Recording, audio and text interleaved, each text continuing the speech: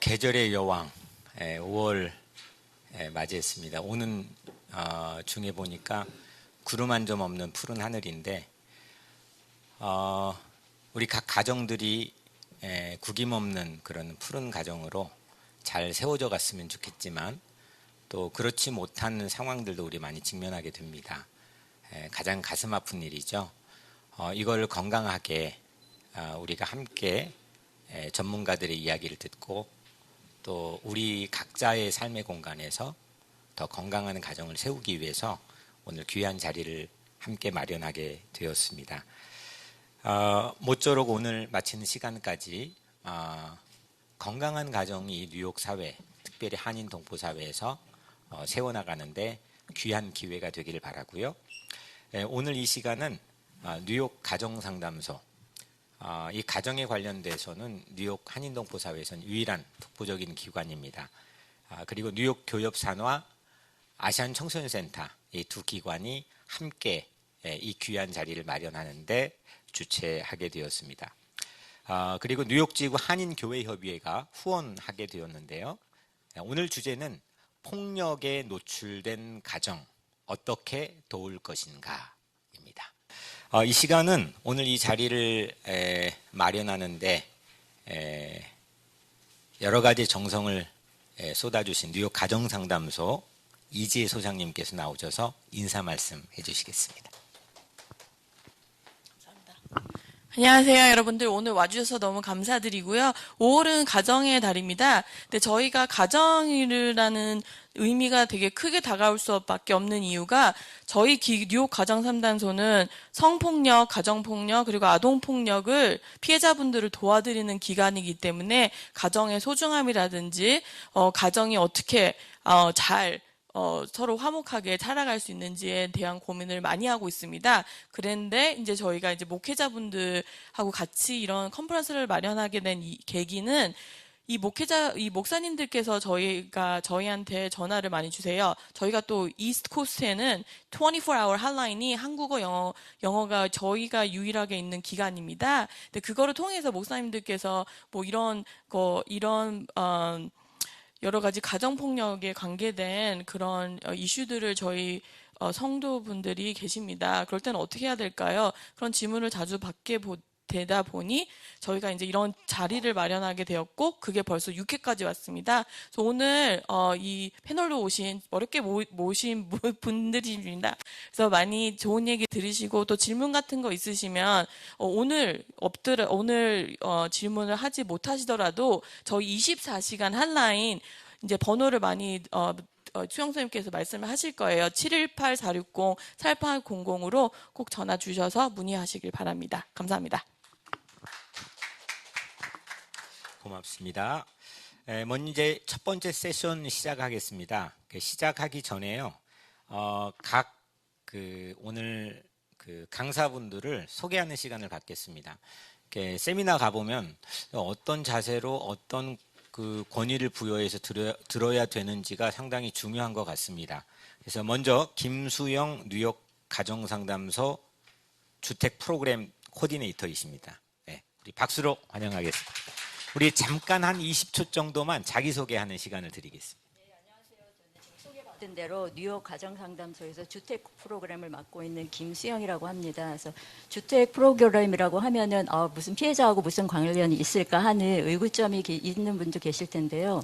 저희들 이따 제가 이제 나중에 발표할 발제 중에 맨 뒤에 저희 서비스에 대해서 자세한 말씀을 드리겠지만 가정폭력, 성폭력 피해자분들에게 그러니까 렌트비를 지원하는 프로그램이 있어요. 그래서 그거를 제가 맡고 있고, 그러니까 제가 만나는 분들은 피해자분들 중에서 주택 서비스를 받는 분들을 저희가 직접 서비스를 하고 있고요. 그러니까 뭐 주택만 제공하는 게 아니라 렌트 제공만 하는 게 아니라 카운슬링도 같이 겸하고 있어서 저는 직접 서비스를 하는 종사자입니다. 네, 이상입니다. 네, 감사합니다.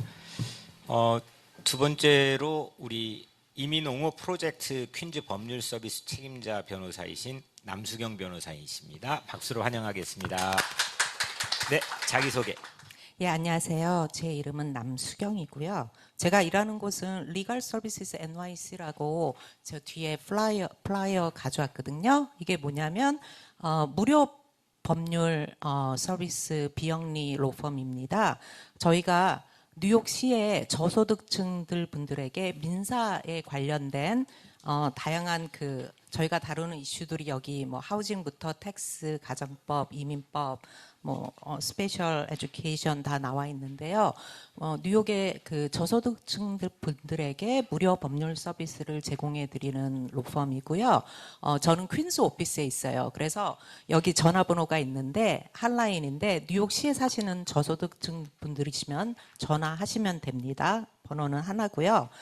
저는 현재 이제 리스니의 그 퀸스 오피스에서 지금 22년째 일을 하고 있는데 가정상담소랑 인연을 맺은 지는 제가 세보니까 19년 정도 됐어요. 그러니까 제가 아주 초창기 처음 변호사 시작했을 때 제가 했던 게 이제 가정폭력 을 주로 일을 했었는데 그때 이제 가정상담소와 연결이 돼서 지금까지 계속 하고 있어서 너무 가정상담소도 그동안 되게 많이 성장하는 걸 제가 옆에서 봤고 항상 불러주셔서 너무 감사합니다.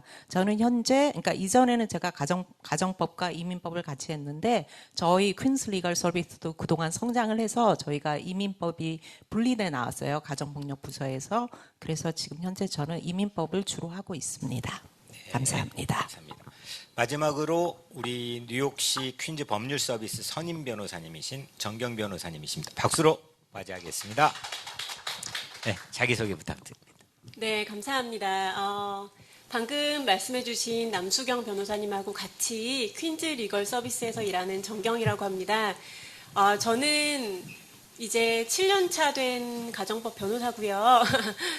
지금 있는 직장에서 아시아 분들의 가정폭력이라든지 아니면 이혼 소송 아니면 양육권, 양육비 소송을 주로 전담을 해서 담당을 하고 있습니다. 가정 상담소에서 한국 분들 이제 케이스들 많이 보내주셔서 역시 그거 역시 하고 있고요.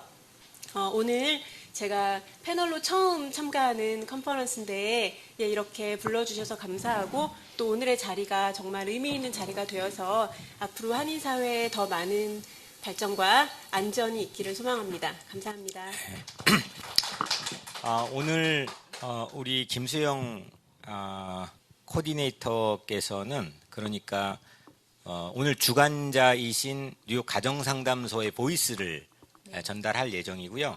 두 분은 무료 법률 리걸 서비스 하시는 뉴욕의 아마 가장 큰 단체로 알고 있는데요. 쉽게 말하면 돈 안 벌고 사회에 헌신하는 마치 성직자 같은 그런 변호사님들이십니다. 그래서 오늘 두 분은 그런 보이스를 내주실 텐데 가정폭력 어떻게 노출할 것인가 이 주제를 가지고 우리가 각자의 그 각도에서 매우 유익한 이야기를 들어보도록 하겠습니다. 먼저 우리 김수영 코디네이터께서 발제해 주시겠습니다. 네, 그럼 지금 소개받은 대로 폭력에 노출된 가정 어떻게 도울 것인가라는 주제로 이제 말씀을 드리겠는데요.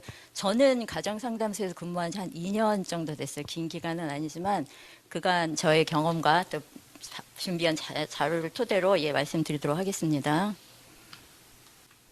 네, 지금 아마 이제 프린트물 다 받으셨을 텐데요. 폭력의 유형, 가정폭력, 성폭력, 그리고 아시아 증오범죄, 그리고 저희들이 어떤 개입 과정을 통해서 피해자분들에게 서비스를 제공하는지를 마지막으로 해서 말씀을 드리도록 하겠습니다. 폭력의 유형 보시면은 가정폭력, 성폭력, 아동학대, 노인학대, 아시안 증오범죄 이렇게 5범주로 저희가 나눠 놓았는데요. 사실은 아동학대 가해자의 80%가 친부모이고 노인학대 90% 이상이 가족입니다. 그중에서 한 65% 정도가 아들과 딸인 거죠. 나머지는 손자, 손녀, 기타 가족이기 때문에 아동학대나 노인학대를 이제 가정폭력의 범주로 같이 포함을 시켜도 무방하리 생각이 돼서 따로 말씀은 드리지 않고 시간이 되는 한 사례 위주로 안내를 드리도록 하겠습니다. 네, 그럼 우선 먼저 이제 가정폭력 우리에게 제일 화두이죠. 가정폭력이라는 거는 이제 보시는 것처럼 가족 구성원 안에 생기는 신체적, 정신적, 경제적 폭력인데 그 말은 가족 구성원 안에 가해자와 피해자가 같이 있다는 거죠. 우리가 만약에 폭력을 당한다고 생각했을 때 일단 불안하고 두렵고 공포감이 있는데 그 공포감 속에서 매일을 사는 것이 가정폭력입니다. 그래서 어떤 피해자분들은 이렇게 얘기를 하세요. 내가 7시에 퇴근을 하는데 남편을 만나기가 두려워서 11시, 12시까지 차 안에 있다가 가해자가 잠든 시간이 지나서야 집에 들어간다고 하시는 분도 계시고 집 앞에만 오면 가슴이 두근두근 하신대요. 오히려 일할 때는 힘들어도 이제 스트레스가 없는데 집으로 들어갈 걸 생각하니까 이제 너무 두려우신 거죠. 그것이 가정폭력이고 제가 이제 뭐 남편을 가해자 이렇게 말씀을 드리긴 했는데 가정폭력의 가해자가 꼭 남편은 아니죠. 모든 가족 구성원이 해당되기는 합니다만은 저희들에게 찾아오시는 대부분의 가해자가 남편이기 때문에 제가 가해자를 남편으로 또 피해자를 아내로 또 아동으로 표현하더라도 이해해 주시기를 좀 부탁드리겠습니다. 가정폭력의 유형하고 나와 있는데요. 뭐 육체적, 정신적, 언어적, 뭐 성적, 경제적, 종교적 뭐 다 저희가 아는 말씀인데 제가 이제 그 클라이언트 분들이 표현하셨던 걸로 보면 육체적 폭력을 이제 좀 심한 경우에 이제 체격이 크신 남편분들 들어서 던지기도 하고 자녀나 와이프를 그리고 이제 몸에 타고 앉아서 목을 조르기도 하고요. 좀 더 심각한 폭력은 도구를 사용하는 건데 제 클라이언트 분 중에 한 분이 손잡이가 달린 냄비랑 후라이팬으로 마구 때린 거죠. 나중에 사진을 봤는데 거실하고 부엌 바닥에 피가 다 튀어져 있는 거예요. 그래서 겨우겨우 몰래 도망쳐 나와서 신고하시고 이제 저희들 도움을 받아서 이제 회복을 하시긴 했는데 예, 저희가 생각했던 것보다 저도 여기 일하면서 아 이렇게 심각하구나 하는 거를 실제 클라이언트를 만나면서 느끼게 되고요. 정신적, 심리적 폭력은 뭐 여러 가지가 있죠. 이제 가스라이팅이라고 되어 있는데 이런 경우가 있어요. 영주권을 이제 없는 분이 영주권이 있는 배우자를 만나서 결혼했을 경우에 그러니까 이분은 어쨌든 뭐 영주권 때문에 결혼을 꼭 한 건 아니지만 굉장히 필요하고 절실한 부분인데 그 부분을 가지고 이제 핸들링을 하는 거죠. 너 나 아니면은 여기서 미국에서 쫓겨날 줄 알아. 너 나 없으면 아무것도 못해. 이런 식으로 해서 가스라이팅을 하고 그것이 자꾸 세뇌처럼 되다 보면은 굉장히 무기력하게 만들어 버리는 거죠. 피해자들을. 그리고 언어적 폭력, 뭐 이제 욕설을 하는 거죠. 욕설을 하는데 피해자에게만 욕을 하는 것도 이제 듣기에 힘든 일이긴 한데 그의 가족에게까지도 네가 친정에서 너희 엄마한테, 뭐 아버지한테 교육을 그렇게 받아서 그리고 이제 친정 부모님에게까지도 저희가 이제 입에 올리기 어려운 그 뭐 XX 하는 그런 욕들을 하기도 하고 그런 욕을 들었을 때는 그 피해자들이 더 견디기 힘들어하죠. 본인에게 욕하는 것보다. 그리고 이제 성적 폭력은 부부간에도 이제 물론 성적 폭력이 일어나는 경우가 많이 있습니다. 본인이 원하지 않는데 이제 성관계를 요구하는 경우가 많이 있고, 그리고 이게 부모가 자식을 성폭력하는, 성추행하는 그런 케이스들도 있습니다. 그 뒤에 조금 말씀을 드리도록 하겠습니다. 그리고 경제적 폭력은 이제 두 가지가 있어요. 아예 그 경제권 일을 못하게 하는 경우가 있죠. 본인이 핸들링하기 위해서 일을 못하게 하는 경우도 있고 어떤 경우에는 돈을 벌어오라고 남편이 요구하는 경우도 있고 조금 더 심각한 케이스 하나는 도둑을 절도를 하게 남편이 아내에게 시켜요. 그래서 이분은 잡혀서 절도범이 됐기 때문에 나중에 여기서 신분을 하거나 할 때도 이제 범법자가 됐기 때문에 굉장히 제약이 맞는 거죠. 아주 오랜 시간 동안 투쟁을 해야 되는 거죠. 그리고 종교적, 영적 폭력 되어 있는데 이제 부부가 다 교인임에도 불구하고 어떤 경우에 아내가 너무 교회에 열중한다 하면 어느 날 퇴근하고 집에 돌아왔는데 벽에 걸어놨던 십자가 뭐 말씀들 우리가 이렇게 걸어놓잖아요. 그걸 바닥에다 내려놓는 거예요. 뭐라고 무언으로 말은 하지 않지만 또 그런 어떤 영적 폭력도 있고 사실은 또 이제 종교 기관에서 상처를 받는 경우가 되게 많이 있으세요. 실례로 제 클라이언트 분 중에 한 분이 어느 날 이제 본인이 이제 남편 때문에 이제 폭력 때문에 시달리다가 이제 전화를 해서 교육자분하고 이제 신앙 상담을 한 거죠. 토로를 한 거죠. 나 이래 어려움이 있습니다. 하고 토로를 하고 상담을 잘하고 이제 지나갔는데 그 주 주일날 교회를 갔더니 한 권사님이 오셔서 많이 힘들지 기도할게. 뭐라고 얘기는 하진 않지만 그러니까 이분이 굉장히 일단 당황스럽다고 하죠. 그럴 때 내가 뭐라고 말을 해야 되나. 이 권사님한테는 내 개인적인 얘기를 한 번도 한 적이 없는데 이렇게 말씀하시면 곤란하고 그런 얘기를 듣고 나면은 모든 교인들이 나의 사정을 다 알고 있는 것처럼 생각이 되어져서 소모임에는 가고 싶지 않다고 하세요.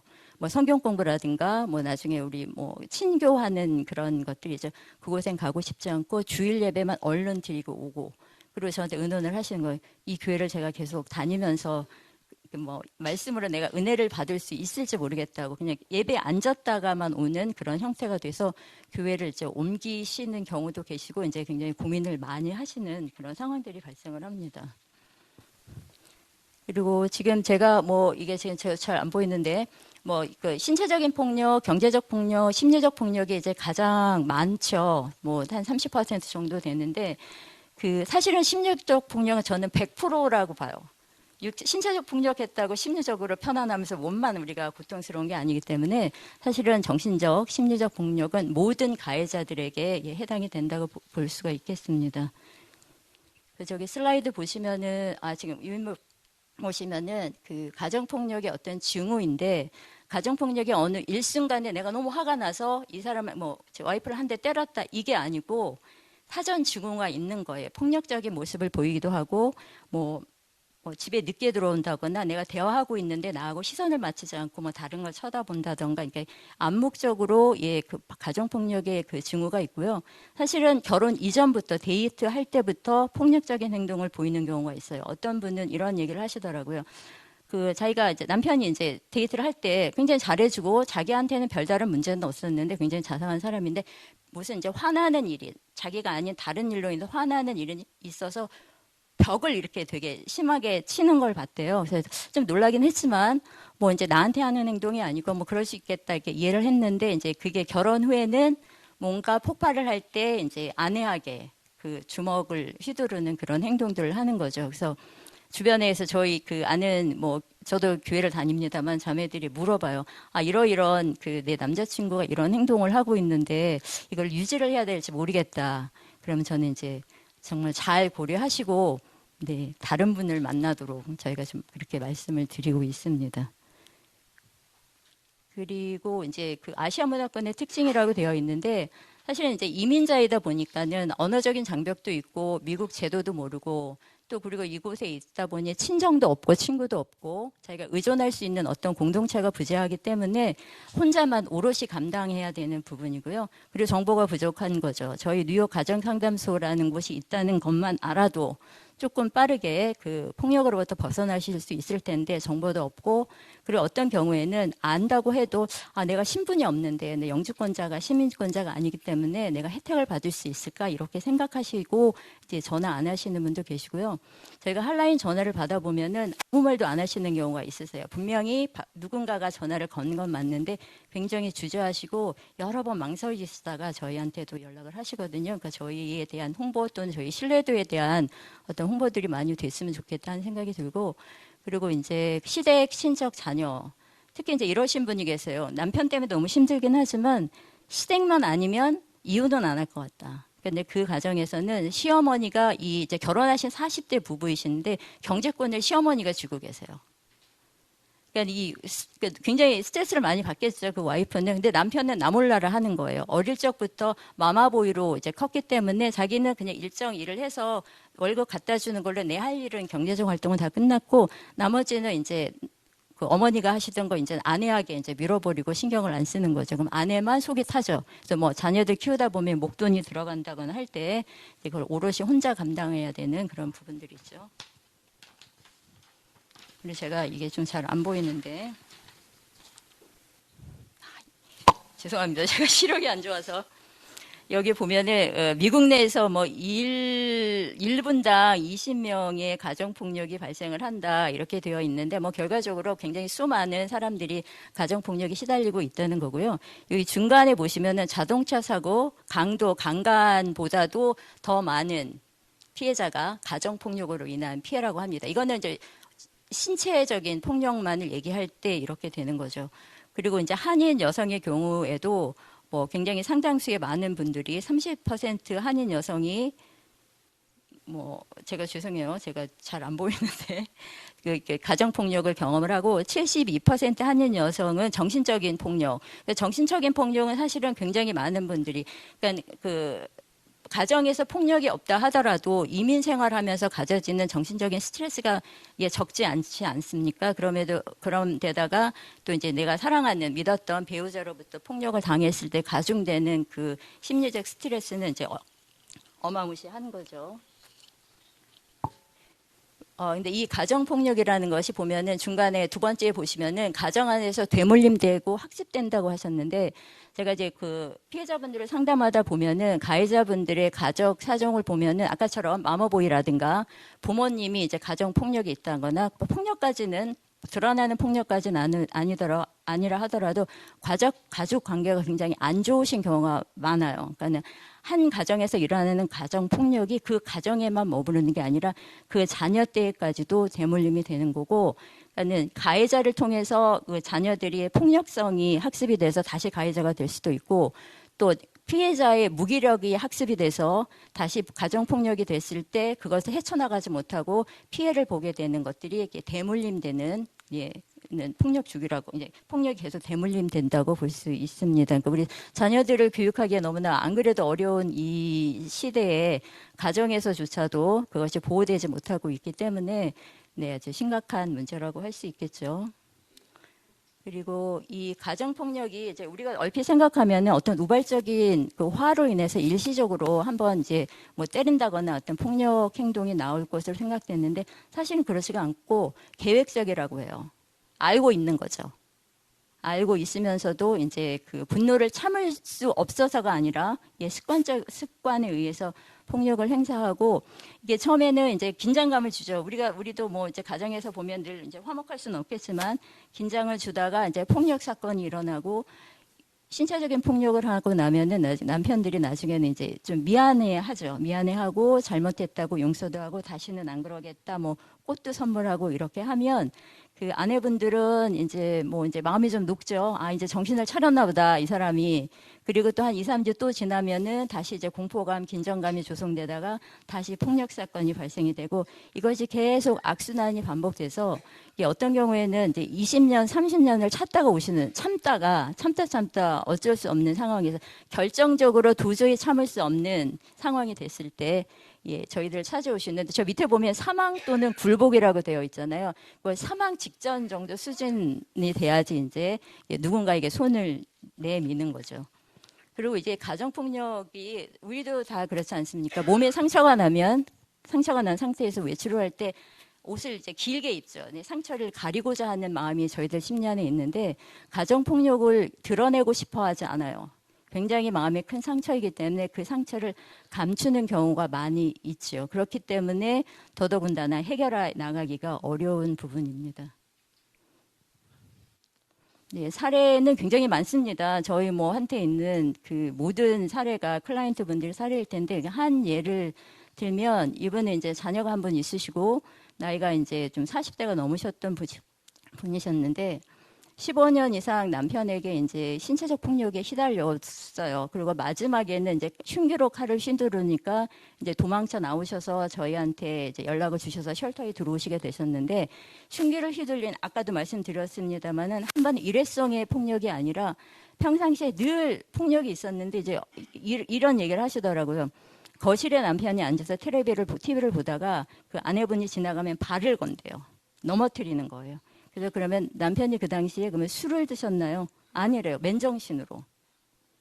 그리고 이제 그 여성분들은 알 텐데 이게 철사로 된 이렇게 머리띠 같은 거 있잖아요. 그러면 자기가 이제 그걸 하고 주방 일을 하려 그걸 하고 있으면 뒤에 와서 그걸 꾹 누른데 그러면 상당히 아프거든요. 그러니까 우리가 그리고 얼굴을 쿡쿡 찌르고, 그러니까 이제 아프기도 하지만 굉장히 불쾌하죠. 예. 누가 옆에 있는데 누가 저를 이렇게 쿡 찌른다고 하면은 얼마나 불쾌하겠어요. 근데 하물며 남편이 그걸 허구한 그런 행동을 하는 거죠. 근데 거기에 뭐 반박을 하거나, 물론 그렇게도 해봤겠죠. 싸움도 하고. 근데 대화가 되지 않으니까. 그리고 폭력의 정도가 점점 심해지니까 이제 어쩔 수 없이 참고 싶어서 참는 게 아니라 또 자녀도 있고 하니까 이제 지나가는 거죠. 그래서 이분은 이제 마지막에는 이제 15년 이상 참고 지내시다가 흉기를 휘두르니 이거는 뭐 이제 잘못하면 죽을 수도 있고 나만 상해를 당하는 게 아니라 있는 자녀에게까지 해를 볼 수 있으니 밤에 몰래 도망쳐 나오셨어요. 그래서 사실은 저희 쉘터가 그 밤에도 24시간 운영이 되고 있지만 보통 이제 주간 근무자가 있을 때 입소를 받긴 하는데, 이제 밤에 너무 응급 상태일 때는 저희가 이제 라인이 되어 있거든요. 그래서 이제 응급하게 슈퍼바이저한테 연락을 해서 바로 밤에 주말임에도 불구하고 이제 입소를 해서 이제 일산 피해 오셨고, 저희 쉘터는 이제 3개월, 12주까지 계실 수가 있으세요. 그래서 12주 동안 계시면서 일단 심리적으로 좀 안정을 찾으셨죠. 저희가 야간 근무자도 있습니다. 밤에도. 그러니까 이분들이 가장 두려워하는 거는 가해자가 찾아올까봐. 뭐 그래봐야 다 뻔한 한인들이 사는 일정 지역이기 때문에 가해자가 찾아올까봐 두려워하시는데, 일단 저희 쉘터는 주야간 근무자가 있고, 또 저 쉘터로 들어갈 수 있는 건 담당 직원과 슈퍼바이저 외에는 다른 저희 직원들도 저희가 비밀리 하고 있습니다. 그러니까 피해자분들의 안전을 철저히 보장하기 위해서 그렇게 좀 시스템이 그렇게 되어 있고요. 그래서 3개월 동안 저희 이제 쉘터에 계시면서 일단 좀 안정도 찾으셨고, 그러니까 뭐 폭력적인 사건이 있으니까 심리적으로 불안해서 기존에 다니던 직장을 이제 못 다니시게 된 거죠. 그 상황에서 어떻게 일상적인 근무를 할 수 없으니까. 그러고 계시다가 뭐 영어 공부도 하시고 뭐 직업재활 서비스도 하시고 뭐 상담도 지속적으로 받으시면서 좀 안정을 찾으시고, 이제 앞서 제가 말씀드렸듯이 제가 주택 프로그램 담당인데, 저희가 장기 주택 프로그램 서비스를 받으셨는데, 그거는 18개월 동안 제가 렌트를 보조해 드리는 프로그램이에요. 그러니까 일단 이분들이 뭐 신체적으로 고통을 받고 심리적으로 어려운 것뿐 아니라 사실은 이제 피해는 나왔어요. 먹고 살아야 되잖아요. 당면 과제인데 가장 큰 부담이 이제 렌트비이고, 또 자녀까지 있다고 하면 더더구나 혼자라면 뭐 룸메이트라도 하고 어쩌지 하겠지만, 또 자녀가 있는 경우에는 그런 부분들이 다 쉽지 않기 때문에 저 렌트 보조를 받아서 이제 재정적으로 조금 이제 안정을 찾아가고, 또 경제적인 안정이 돼야 또 심리적으로도 사실은 안정이 되죠. 또 그 외에도 해결해야 될 거는 많습니다. 변호사님들 옆에 계시지만 또 이혼 문제도 해결해야 되고, 뭘 어떻게 해야 되나 뭐 굉장히 난감한 것들이 많은데, 이제 그런 서비스들을 저희를 통해서 받으시고, 이혼도 수속도 다 하시고 이제 기본적인 안정을 찾으셨는데, 이분은 이 충격으로 이제 그 정신질환이 발병을 하셨어요. 우울증하고 공황장애가 발병하셔서 정신과 치료를 계속 받으셨죠. 지금도 받고 계십니다. 근데 처음에는 약물을 매일 복용하시다가 지금은 그래도 많이 호전되셨고, 본인이 증상 조절이 되셔서 필요시에만 약물 복용하시고, 이제 본인이 좀 마음이 좀 안 좋다 할 때는 이제 저희가 원래 이제 상담 시간 외에도 저희들한테 전화를 주세요. 그럼 오세요. 뭐 또 저희가 또 같이 이제 의논하면서 안정을 찾아가고 있고, 지금은 그래도 비교적 많이 안정되게 살아가고 계세요. 자녀도 키우고 직업도 취업도 지금 장기적으로 유지하고 계신데, 그럼에도 불구하고 아직 이혼이 해결되지 않았기 때문에 남편을 완전히 배제할 수 없어서 길 가다가 남편하고 비슷한 체형의 사람을 보면은 아직도 가슴이 두근두근한다. 지금 한 2년이 넘었음에도 불구하고. 그래서 가정폭력은 그 한순간의 상황만 모면된다고 끝나는 게 아니라 굉장히 장기간 동안 어찌 보면 일생을 거쳐서 그 폭력에 시달리게 되는 게 가정폭력일 수 있을 것 같습니다. 다음에 이제 성폭력인데요.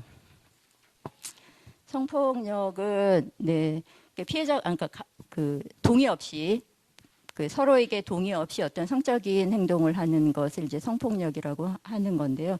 대부분이 또 이제 남성분들이 이 가해자인 경우가 있고, 남자가 피해자인 경우도 있으세요. 남자가 피해자인 경우에 가해자도 남자인 경우가 70%래요.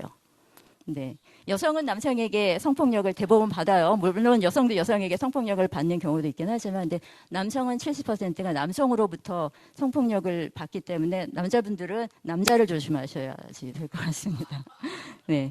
그리고 그래도 한번 넘겨보시면은, 성희롱, 성추행, 성폭력, 그 외 성폭력, 이건 제가 따로 설명드리지 않겠습니다만 다 알고 계시는 거고, 그 외의 성폭력도 이게 참 아주 장기적으로 제가 누군가 카톡을 보내는 걸 봤는데요.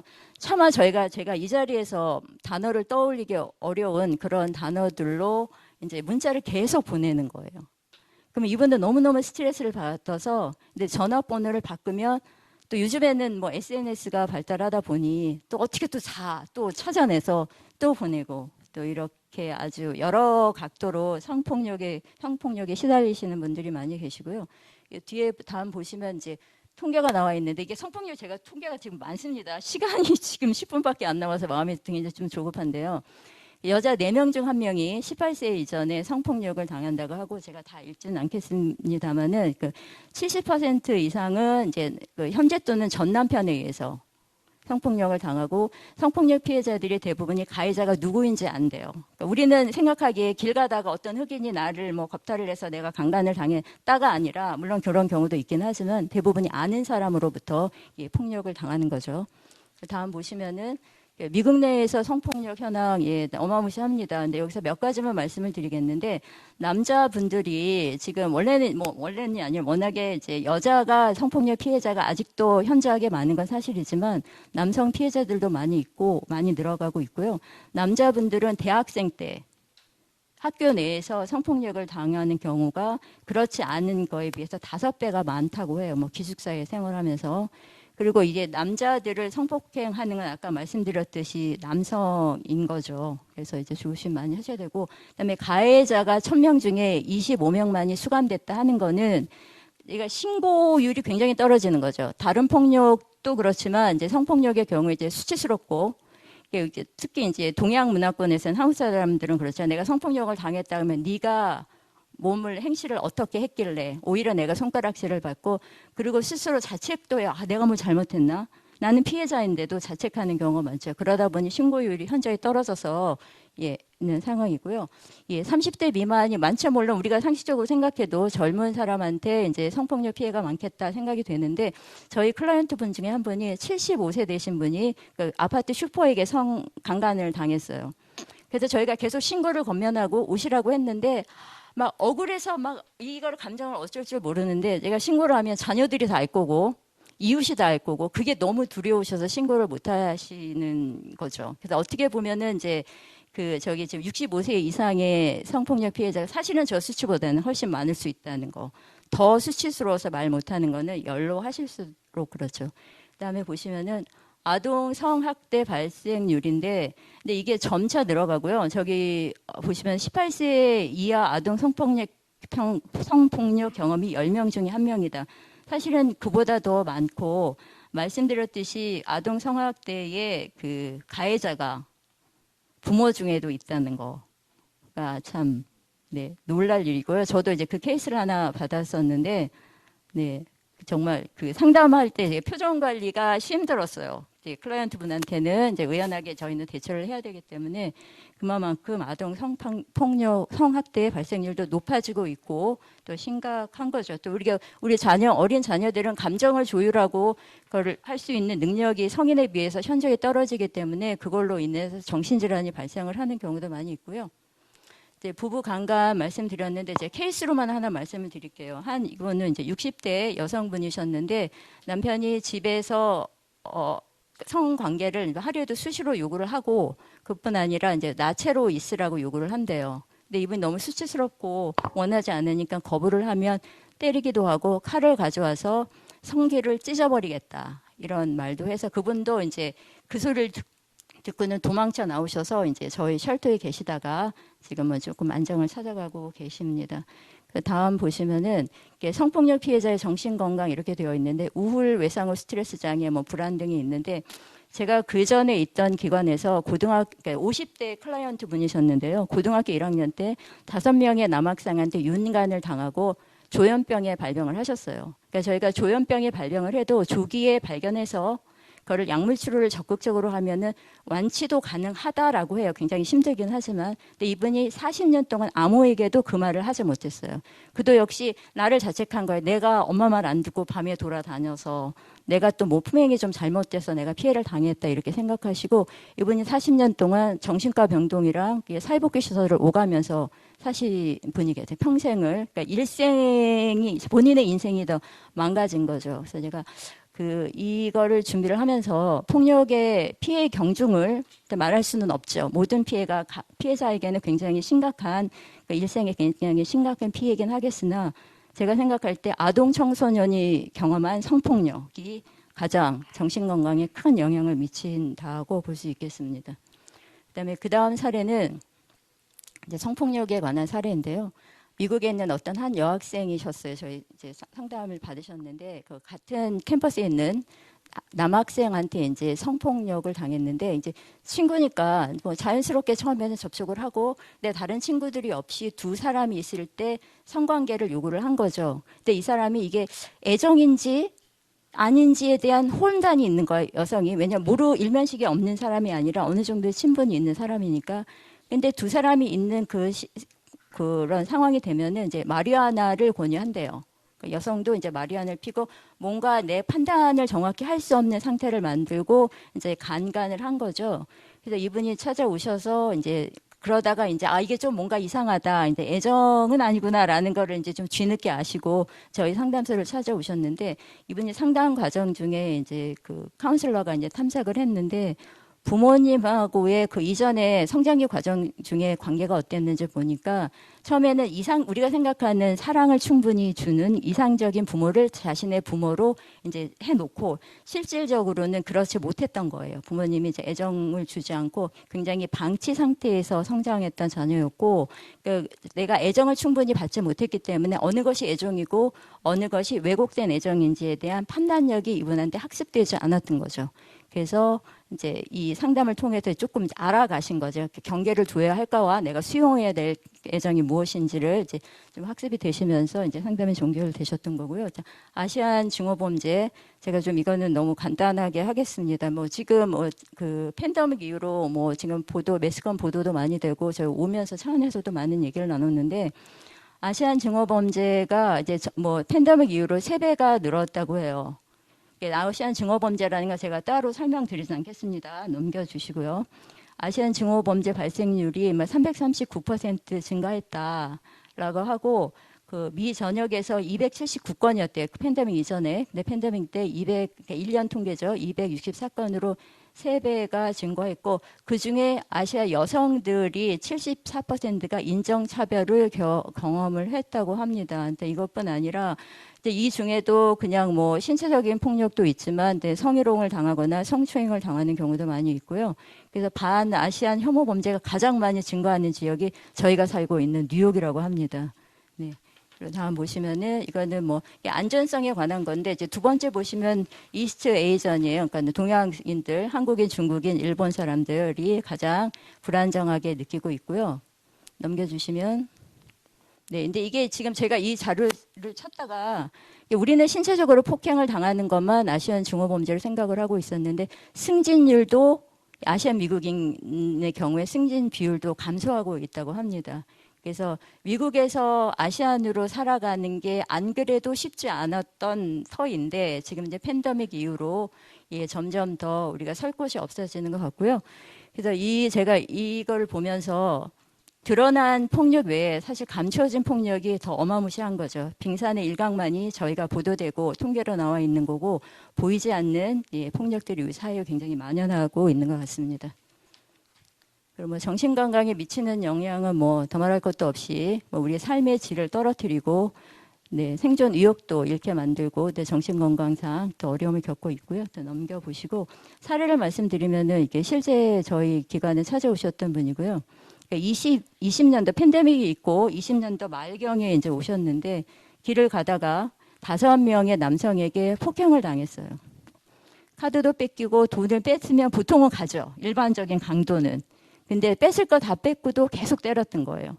지나가던 어떤 운전자가 그거를 발견을 하고는 이제 내려서 제지를 하고 경찰에 신고해서 이제 상황 수습을 했는데 이 피해자분이 처음에 오셔서 하신 말씀이 만약에 그 운전자가 제지하지 않았다면 난 죽었을 수도 있다. 이분이 이가 앞니가 8대가 나갔어요. 그리고 이제 직장을 다닐 수 없죠. 일단 신체적 그리고 허리도 너무 아프셔서 이제 제가 이제 여러 상담을 했는데 죄송합니다. 일어났다 앉았다 하세요. 그러니까 계시기가 너무 불편하니까 이제 일어났다 앉았다 하실 정도로 이제 허리 통증도 심하셨는데 제가 이제 이런 경우에는 제가 CBB라는 피해 보상 제도가 있어요. 그걸 통해서 뭐 시간은 많이 걸리긴 합니다만 임플란트 비용을 이제 감사하게도 보상을 다 받으셨고요. 그리고 당시에 팬데믹이 좀 지나면서 이랩이라는 그 렌트 지원을 하는 그런 긴급 렌트 지원 프로그램이 뉴욕주에서 실행이 됐었고 그걸 저희 이제 담당 직원들 안내를 받아서 렌트비도 1년 동안 이제 지원을 받아서 경제적인 부분은 그래도 어느 정도의 이제 해결을 하셨는데 이분이 굉장히 건장하신 남자분임에도 불구하고 밖에 나가기가 두렵다. 누구를 만날지 모르고. 근데 다행히도 이 경우에는 그 가해자를 찾았어요. 찾아서 이제 검찰에서 이제 재판이 있다고 이제 편지도 왔어요. 그래서 그러면 증인으로 좀 출석을 하겠느냐. 가고 싶지 않다고 하더라고요. 다시 보고 싶지 않는 거죠. 이렇게 두려워서. 그래서 아무튼 그래서 이제 뭐 마무리가 됐었고요. 그리고 그 다음에 이제 저희 기관에서 어떤 계획 과정을 통해서 서비스를 제공하고 있는지 보면 지금 저기 쭉 6가지 항목이 쭉 나열이 돼 있습니다만, 예. 브로셔가 지금 뒤에 있어서 아마 참고해 주시면 좋을 것 같고요. 그래서 저기 있는 모든 프로그램을 저희 가정폭력, 성폭력 피해자들에게 다 제공되는 거는 아니에요. 그래서 요거는 이제 브로셔를 참고해 주시고 그 다음 페이지를 보시면은 제가 어떤 과정을 통해서 서비스를 제공하고 있는지를 말씀드리는데 아까 소장님이 말씀하셨지만 제일 중요한 거는 컨택을 하는 거죠. 저희하고 연결이 돼야 저희가 어떤 서비스를 주던 어떤 정보를 주던 할 수 있는 거죠. 그래서 그것이 24시간 핫라인입니다. 주간에는 저희 직원들이 핫라인 전화를 받고 그다음에 야간에는 발런티어 교육을 받으신 발런티어 선생님들이 이제 핫라인 전화를 받아서 24시간 365일 저는 운행이 되고 있고요.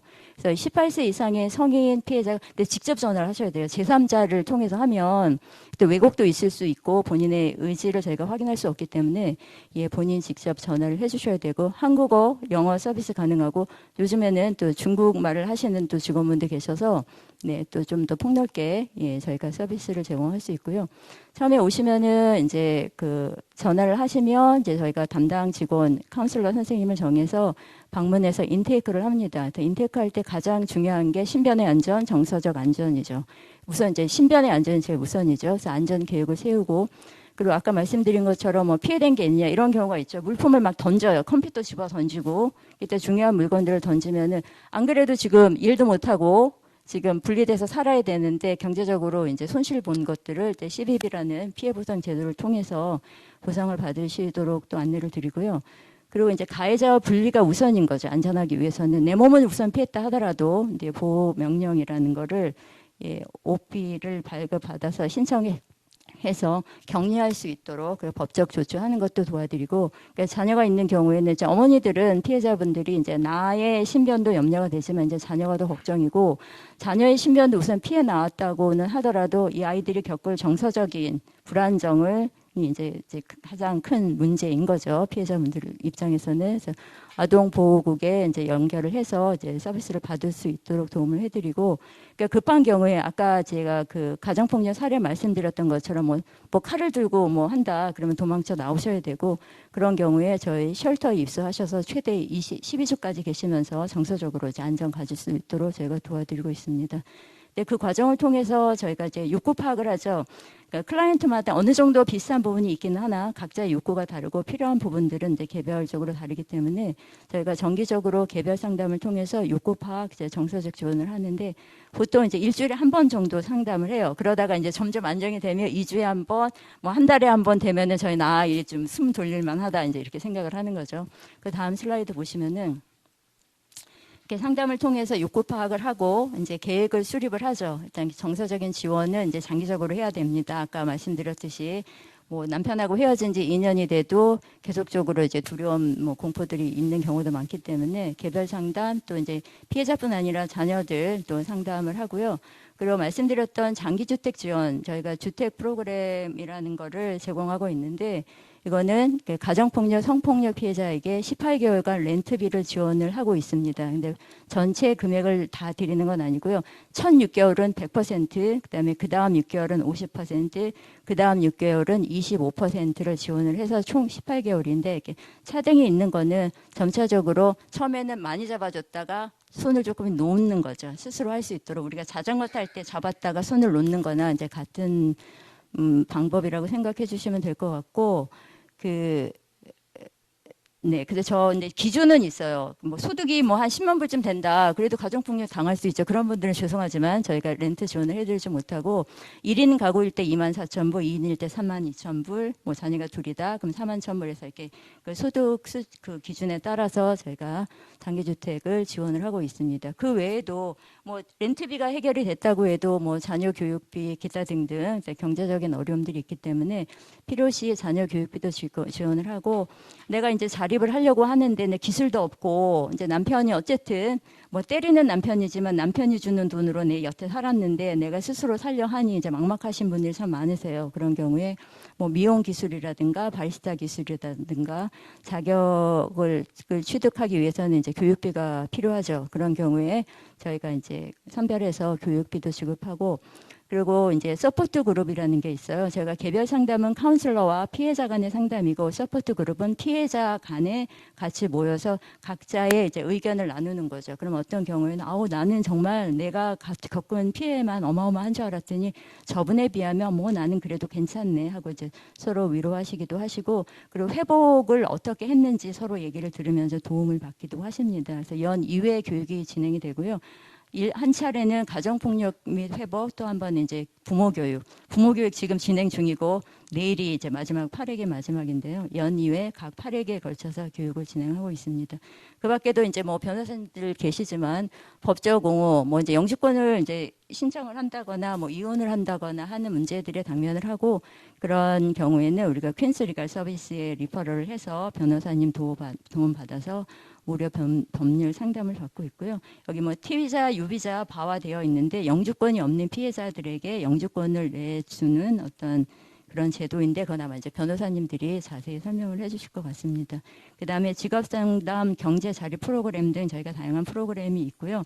그 밑에 보시면은 여름 캠프, 연말 파티, 뭐 패밀리 펀데이, 뮤지컬, 볼링 등 여러 행사가 있는데 이런 행사를 제공하는 거는 이분들이 이제 우선은 피해자로부터 피해 나와서 심리적인 안정도 갖고 렌트 지원도 해주고 뭐 어찌어찌 안정돼서 취업도 해서 살아가고 있지만 법률적으로도 해결해야 될 문제들이 많고 계속 문제 해결 속에만 있는 거죠. 그러니까 정서적으로 기본은 안정이 됐지만 굉장히 경직되어 계세요.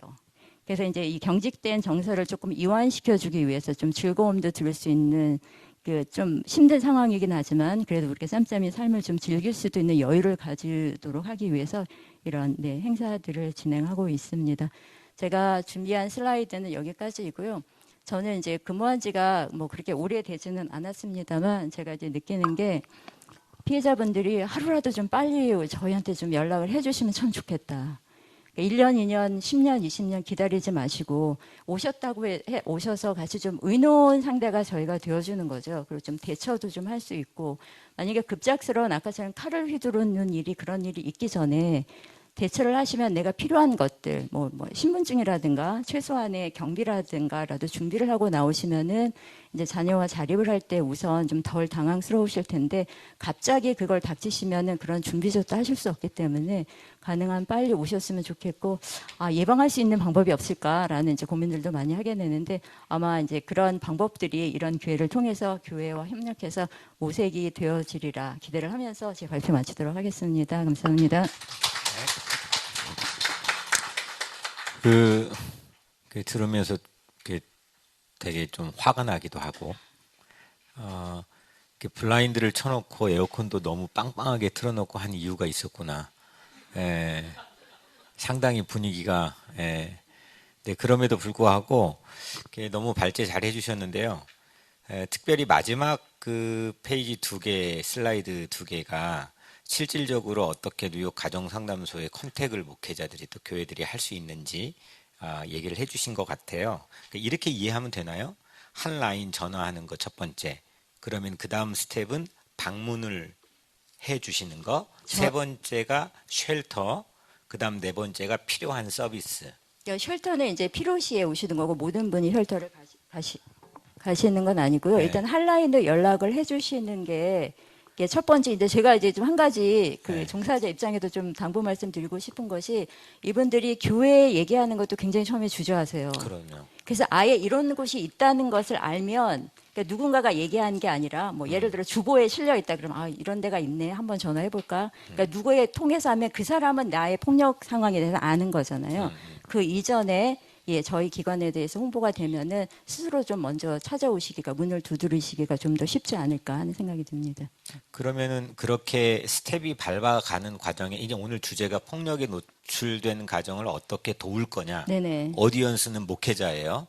그러면은 목회자에게 내담자가 와 상담을 했어요. 네. 그런 케이스가 발생돼서 네. 그 전화를 했어요. 네. 근데 그 전화가 그 다음 단계 스텝으로 방문으로 이어질지 쉘터로 오는 확률은 어느 정도일지, 물론 자격에 대한 심사는 가정상담소의 전문가가 하겠지만 그게 좀 어느 정도의 진척될 확률이 있는 건지, 지금까지 케이스에 네. 쌓여있는 내용으로는. 네, 그렇게 이해를 하실 수도 있겠습니다만, 일단 만약에 가정폭력 피해가 있는 성도분들이 계시다라는 교육자분들이 상담을 하셨을 때 이러이런 도움을 줄 수 있는 기관이 있으니 연락을 하라고 적극적으로 권해주시고요. 저희 핫라인 번호를 알려주시면은 핫라인을 전화를 주시면 저희 직원들이 친절히 안내를 하고, 일단 방문을, 이제 가정폭력, 성폭력 피해자이신지를 저희가 전화 유선상으로 확인을 하고 방문하시도록 이제 권면을 드려요. 그러면 오셔서 인테이크 하면서 말씀드렸던 것처럼 그분의 현재 상황들을 저희가 파악해서 이제 필요한 서비스들을 제공을 하는 거고요. 쉘터 말씀을 하셨는데, 그러니까 무조건 가정폭력, 성폭력 피해자라고 해서 다 쉘터에 입소를 하시는 것도 아니고 쉘터 입소를 꼭 원하시는 것도 아니에요. 만약에 내가 이제 피해자가 내 집에 살고 있는 상황이고 가해자가 밖에 있는 상황에서 그 보호명령이 신청을 해서 보호명령을 받게 되면은 그 남편이 이 집에 들어오지 수 없기 때문에 나는 그냥 그 집에서 살면 돼요. 그 보호명령 기간 동안에. 그래서 쉘터가 꼭 필요한 거는 아닙니다. 아까처럼 아직 다급한 그 상황은요. 상황에 따라서 네네네. 가정상담소에서 네네. 조율을 해주시는 거군요. 네네. 그거에 대한 거는 인테이크 하시고 저희 지속적으로 상담하면서 본인의 욕구 파악하면서 이제 카운슬러 의논이 되는 거죠. 네. 실질적으로 지금 이제 물론 우리 청중에 질문할 네네. 시간을 드릴 텐데요. 네. 이제 교회 목회자가 대부분의 남자잖아요. 네. 그 통계적으로는 100%는 아니겠지만은 피해자는 여성이 거의 맞아요. 다수고 맞아요. 또 가해자는 남성이잖아요. 네네. 근데 목회자들은 전부 다 대부분 남성이란 말이에요. 맞아요. 그러면 내담자가 왔을 때 이 상담자인 목회자는 내담자의 피해자의 마음을 100% 이해하기가 어려운 수 여건이 있죠. 이미 교회 네. 안에 있다는 사실이 있다는 거죠. 수 있어요. 그럴 수 있어요. 그러면 우선은 아까 이 통계에서 말씀해 주신 것처럼 피해자가 가장 큰 문제가 자기의 수치심 때문에 또 2차 가해에 대한 두려움 때문에 이걸 직접 가정상담소로 한 라인을 번호를 못 누른다. 이런 것도 있잖아요. 실제로 우리 목회를 하다 보면 그런 경우들이 적지 않거든요. 그러면 목회자가 대신 그 허락을 받고 내가 그러면 연결까지 해줄게 전화로, 이게 가능한가요? 네, 이제 한 분 그런 분이 계셨어요. 목사님 사모님한테 이제 이분이 본인이 가정폭력 피해라는 거를 이제 상담을 하시고, 그 사모님이 이제 저희 기관에 대한 기본적인 정보가 있으셔서 같이 있는 자리에서 사모님이 저희한테 전화를 주셨어요. 그 전화를 제가 받았었고요. 받아서 이제 옆에 그 성도분이 계시냐, 피해자분이 계시냐 했더니 계시다고 하세요. 그러면은 이제 바꿔달라. 그러니까 저희가 아무리 목회자이시고 뭐 다 맞는 말씀을 하신다고 하더라도 피해자하고 직접 연결하지 않으면 저희가 어떻게 도와드리기가 어렵기 때문에, 만약에 그런 경우에는 혼자 내가 또 그런 말씀도 이해가 너무 되는 것이, 지금 너무나 불안한 상황이기 때문에 이 전화 하나 돌려서 내가 뭐 이런 상황에 말하는 것조차 사실 두려울 수 있거든요. 어려우실 수 있어요. 그러면은 같이 계셔 주시면 좋을 것 같아요. 오케이. 그리고 같이 옆에서 전화를 해주시면 저희가 직접 통화를 하는 거죠. 네, 큰 도움이 되는 것 같아요. 우리 박수로. 네, 고맙습니다. 네. 다음에 우리 정경 변호사님께서 우리 프리젠테이션 해주시겠습니다. 네, 감사합니다. 좋은 말씀 해주셔서 너무 감사하고요. 김수영 선생님. 사실 앞에서 말씀해 주신 거랑 되게 많이 연결이 되는 것 같아요. 제가 말씀드리고자 했던 부분이, 저는 15년 전에 미국에 왔어요. 그리고 처음에는 콜로라도에 살고 있다가 이제 뉴욕에 로스쿨을 오게 되면서 옮겨왔는데, 그러다 보니까 말 그대로 이제 한인 커뮤니티에서 살아가고 있는 거죠. 저 역시도. 한인 커뮤니티에서 볼 때 교회는 진짜 이건 뭐 가족이고 또 작은 사이즈의 사회라고 봅니다. 그래서 교회가 이제 할 수 있는 일은 정말 무궁무진하고요. 또 가장 필요한 분들이 여기 와 계신 것 같아요. 제가 생각하기에 이제 가정폭력에 노출된 가정을 위해서 교회에서 할 수 있는 일은 크게 세 가지가 있는 것 같습니다. 일단 첫 번째는 가정폭력이 여기 있구나라는 사실을 인지하도록 이제 도움을 주고 그거를 해주는 일인데, 그거를 위해서는 가장 중요한 거는 아까 김수영 선생님 말씀하신 것처럼 누군가가 안전한 장소를 만들어서 비밀을 유지를 해주면서 그 얘기를 들어줘야 돼요. 여기 이제 가정상담소까지 오시게 되면은 이제 그런 장소들이 보장이 되는데, 사실은 처음에는 이게 가정폭력인지 아니면은 그냥 부부간의 갈등인지, 이거를 가정을 지켜야 되는지 애들을 데리고 나와야 되는지 사실은 모호한 경우들이 굉장히 많고, 또 아까 말씀하신 것처럼 가정상담소에 내가 내 발로 찾아갔다 걸리면 2차 가해가 또 있을 수 있기 때문에 사실 교회는 안전한 장소를 제공할 수 있는 가장 최적의 요건을 갖고 있어요. 근데 문제는 교회 안에서도 2차 가해가 일어납니다. 왜냐하면 이게 비밀 보장이 제대로 되지 않으면 이제 그 실제로 제가 그 도와드리는 그 분들 중에서도 교회에서 소문이 나요. 아, 이혼을 한대. 근데 이 소문이 항상 맞는 쪽으로 나질 않잖아요. 그래서 어쨌대, 저쨌대, 바람을 폈대, 누가 어쨌대, 이렇게 소문이 나기 때문에 교회에 정작 정말 폭력의 피해자는 다시 돌아가지도 못하고, 이제 고립이 되는 거죠. 어떻게 보면. 오히려 가해자가 와서 이제 분위기를 주도를 하고. 그렇기 때문에 저는 이 비밀을 보장해 줄 수 있는 누군가가 굉장히 중요하다고 생각을 하고요. 또, 소모임은 이제 목장 모임이라던가 이런 모임들은 사실은 이게 가정이 어느 정도 굴러갈 때는 상당히 좋은 역할을 하지만, 이게 정말 결정적인 사건이나 일이 생겨서 이 가정이 정말 다른 방향으로 가야 되는 이제 때에는 그렇게 가족 단위의 모임들은 사실은 크게 도움이 되지 않을 수도 있어요. 그래서 교회 안에서 어떤 한 분을 이제 한 분이든 두 분이든 듣는 귀로 삼는 거죠. 반드시 목사님이 아니셔도 좋을 것 같아요. 제 생각에는.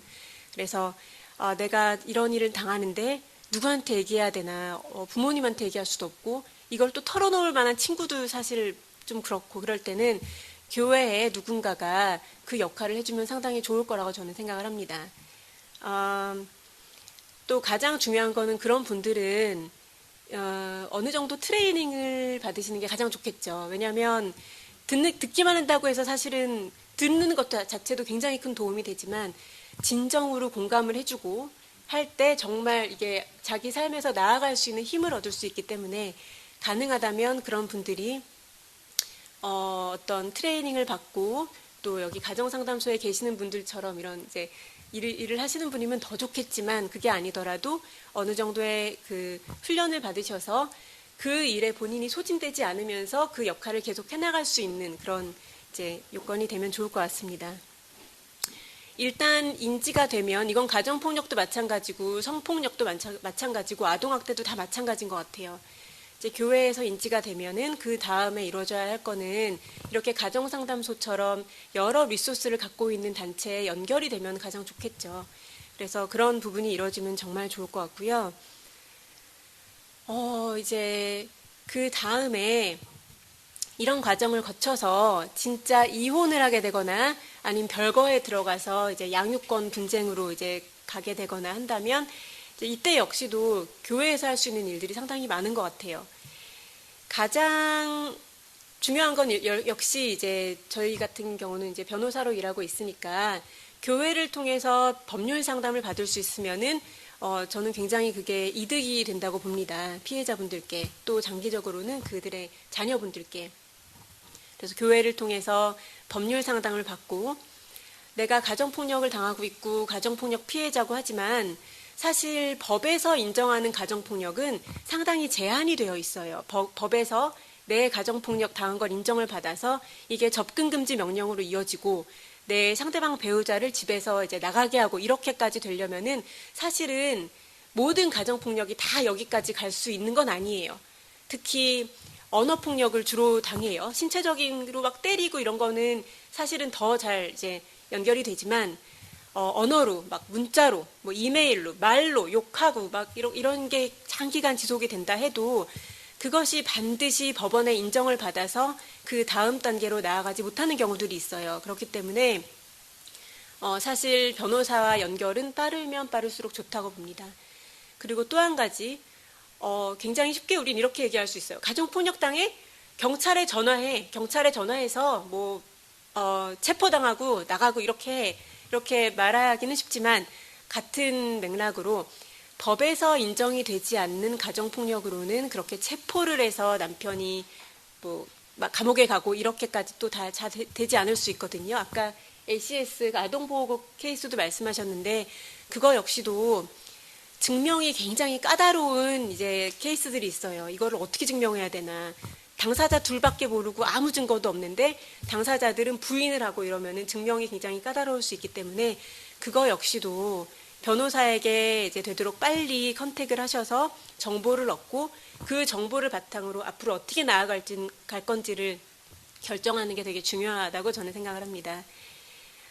다른 한 가지는 이제 조금 법률적인 건데 이혼을 하거나 아니면 양육권 분쟁이 있어요. 이제 가정에 자녀가 있어서 그러면은 이제 한 부모가 이제 아이들하고 살게 되고 다른 부모는 방문을 하게 돼요. 교섭, 우리나라 말로는 아마 면접 교섭권이라고 부르는 것 같아요.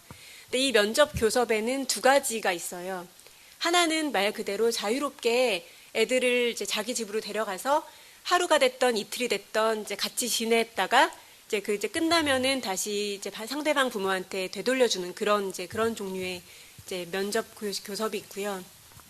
다른 한 가지는 가정에 가정폭력이 있어 왔고 이제 상대 배우자가 이 자녀들에게 굉장히 해가 된다는 판단을 이제 법원에서 할 경우에 그 슈퍼바이즈드 비지테이션이라는 걸 합니다. 그거는 누군가 한 명이 보통은 이제 그 소셜워커들이 해요. 소셜워커나 아니면은 이제 기관, 세이프 호라이즌이나 이런 기관에서 그 이제 아이와 그 이제 폭력적인 배우자가 만날 때 그 누군가가 그걸 보고 있는 거예요. 2시간이면 2시간, 계속 같이 있진 않더라도 일단 어떤 장소에서 그 보호하는 그 슈퍼바이저가 있고 그 사람이 관찰을 한 다음에 그거를 리포트로 작성을 해가지고 법원에 제출하도록 되는 그런 제도예요. 근데 이게 상당히 가정폭력이 있는 가정에서는 많이 쓰이는 이제 방법인데 문제는 이거를 할 수 있는 자격이 있는 소셜워커들이 한국말 하는 사람이 없어요. 제가 알기로는. 제가 퀸즈에서 꽤 오래 프랙티스를 했는데 한 번도 한국말을 할 수 있는 사람한테 케이스가 배정되는 걸 본 적이 없어요. 그러면 몇 가지 아주 많은 문제가 생기죠. 말하자면 이제 한국말로 욕하면 그걸 누가 할 거예요. 그렇기 때문에 굉장히 필요합니다. 근데 자격이 이제 어느 정도 돼야지 그거를 할 수 있는지는 모르겠어요. 아마도 제 경험으로는 보통은 소셜워커 분들이 많이 하시고 그리고 약간의 자격을 통과해야지 아마도 법원에서 케이스를 보낼 수 있는 그런 자격이 생기는 것 같아요. 하지만 이런 부분이 교회의 서포트로 이루어진다면 이건 정말 한인 사회에서는 커다란 이제 가정법 안에서는 커다란 발전이라고 저는 봐요. 다른 데도 없고요. 이제 그게 가장 큰 아주 커다란 문제가 되고 있어요, 지금. 잠깐 이제 법률적인 걸로 잠깐 건너뛰어서 왜냐하면 일단 이제 이혼이 시작이 되고 양육권 분쟁이 시작이 되고 했기 때문에 잠깐 건너뛰어서 세부적인 말씀을 조금만 드리자면 그 이혼에도 사실은 한 가지 방법만 있는 게 아니에요. 그 이제 많이들 생각하시는 이혼 소송 막 가서 싸우고 막 낱낱이 상대방을 막 단점을 케어내고 치부를 드러내고 이런 과정도 물론 있을 수 있겠습니다만은 이제 그런 것만이 가장 잘 맞지는 않아요. 모든 가정에게. 어떤 가정은 조금 조용하게 이혼을 해결하고 다음 단계로 넘어가고 싶어하는 가정들도 있을 것이고 어떤 분들은 예를 들어 한 배우자가 본인이 버는 소득에 대해서 진실하지 못해요. 그래서 늘 속여왔고 또 이혼이 막 될 것 같고 막 하니까 또 속여요. 막 돈도 안 갖다 주고 돈도 숨기고 갖고 있는 것도 다 다른 사람 이름으로 막 돌린다든지 이런 게 이제 진행이 되면 그런 케이스는 이혼 소송으로 가는 게 맞습니다. 근데 이제 그런 게 아니라 양측이 그래 이거는 이제 우리가 이혼을 해야겠다. 우리는 더 이상 같이 살 수가 없고 별거를 하자 이런 식으로 뭔가 어느 정도의 합의가 이루어져 있고 가정폭력 자체도 소위 말해서 내가 정말 맞을까봐 상대방한테 말을 못하겠다.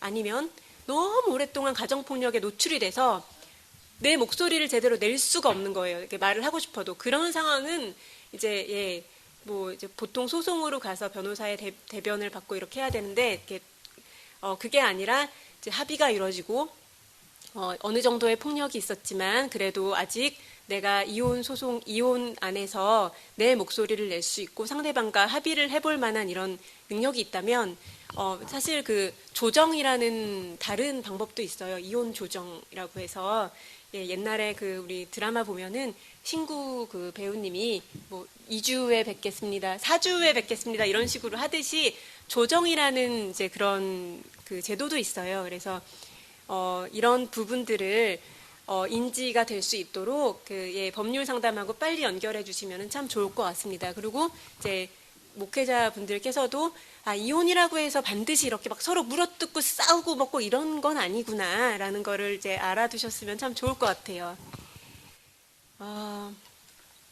네. 그리고 제가 보기에 이제 세 번째로 교회에서 하실 수 있는 역할은 이게 이제 제가 준비한 3개 중에 마지막인데 노인분들하고 많이 관련이 돼 있어요. 제가 만나는 분들 중에는 반드시 이혼이 목적은 아니에요. 그리고 폭력도 있어요. 폭력이 있는데 그 문제가 이제 부부 중 한 측이 나이가 들면서 치매가 온다든지 아니면은 이제 정신질환으로 인해서 그것 때문에 이런 폭력이 이루어지는 거예요. 그래서 이런 경우에는 오래 살았고 또 지금 와서 이혼을 하는 것보다 이제 늙은 상대 배우자를 어느 정도는 이제 보살피고 싶은데 현실적으로 무슨 방법이 있는지를 잘 모르시고 사실은 이 부분이 법률 서비스에서도 조금은 비어 있는 부분이에요. 이를테면 치매가 상당히 진행이 돼서 이제 본인이 정말 생활을 할 수가 없어요. 그리고 결국은 사실 요양원을 가야 되는 상황인데 이제 본인은 움직이지 않고 아무것도 안 하려고 하고 거부를 하고 이제 예를 들어 부인이 와서 이렇게 얘기를 하려고 그러면 때리기도 하고 이런 경우가 있다고 이제 해봐요. 그러면 사실은 부인이나 아니면 다른 가족이 할 수 있는 일은 법원에 가서 내가 이 사람의 후견인이 되겠다 해서 후견인을 신청할 수가 있어요. 근데 여기서의 문제가 뭐냐면 첫 번째는 후견인을 이제 누군가가 해야 되는데 마땅히 할 사람이 없는 경우들이 있어요. 그래서 예를 들어 제가 하고 있는 케이스는 부인은 이미 이혼 소송을 했어요. 남편한테. 남편이 하도 폭력적으로 하니까.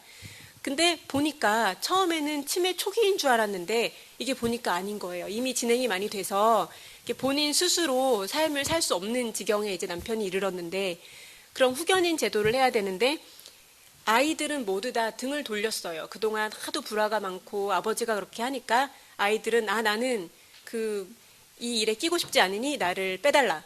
근데 부인은 부인 나름대로 고충이 있어요. 그래서 누군가 한 명이 후견인을 해야 되는데 그런 경우에서 만약에 이분들이 교회와 밀접한 관계 속에서 사셨던 분들이라면 어떻게 보면 후견인을 이제 교회 분 중 한 명이 해주시면 상당히 큰 도움이 될 겁니다. 이런 분들께. 후견인은 무료로 하는 게 아니에요. 사실은 법원에서 지정이 되면 본인이 일정 금액을 이제 써야죠. 이제 뭘 했고 이렇게 써서 후견인으로서 했던 일에 대해서 보상을 받을 수 있습니다. 그렇기 때문에 그런 부분들이 제가 정확히 어떻게 해야 이게 이루어질까 이건 잘 모르겠지만 제가 그냥 드리고 싶은 말씀은 이런 부분이 커뮤니티에서 참 지금 필요한 부분들이고 현실적으로 되지 않는 부분들이기 때문에 어쩌면 교회에서 나서서 조금 만들어주시면은 굉장히 큰 도움이 될 거라고 생각을 합니다. 참 그리고 또 치매가 있다고 해서 본인이 인지하지 못하기 때문에 또 별거 중인 부부들의 경우에는 그거를 또 누군가 찾아가서 이렇게 봐야 되기도 해요.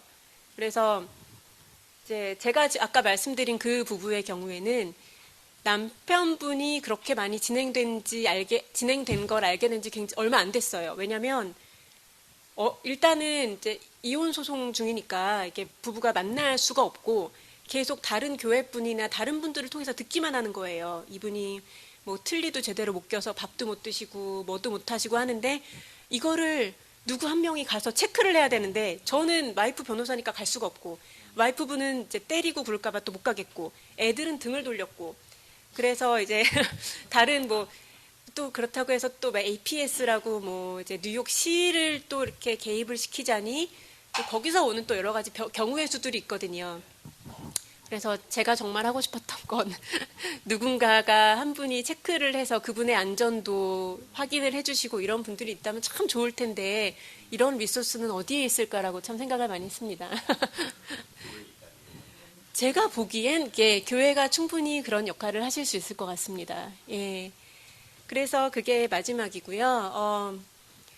뭐 여러 가지 형태로 가정폭력이나 성폭력이나 약자에 대한 폭력이 나타나죠. 아까 말씀드린 것처럼 교회는 이제 가족의 역할도 하지만 작은 사회이기 때문에 이런 약자를 보호할 수 있는 어떤 시스템을 갖춰놓고 이게 굳이 뭐 꼭 이렇게 뭐라 해야 되지? 그 두 분이 같이 교회에 다니고 있는데 두 분이 이혼을 한다. 이럴 때 어떻게 해야 되는가? 이거에 대한 건 전 잘 모르겠어요. 저는 변호사니까 사실은 한쪽만 변호하면 되거든요. 교회에는 근데 약간 다를 수 있죠. 가족이 보통 많이 나오니까 그리고 애들도 나오고 그렇기 때문에 좀 많은 이제 아이디어들을 주시면 저도 적극 협조를 하겠습니다. 마지막으로 아까 수영 쌤이 말씀해 주신 거에서 이제 제가 힌트를 얻었는데요. 그 성폭력 중에 사실 그 미성년자들이 많이 이게 그 피해자가 되는 게 맞아요. 그리고 뭐 미성년자뿐만 아니라 이제 성인들도 어떤 그 경우가 있냐면 상대방이 그 합의하에 성관계를 하더라도 촬영을 하는 거죠, 동영상을. 그리고 그거를 막 카톡이라든지 막 이런 데 올려요.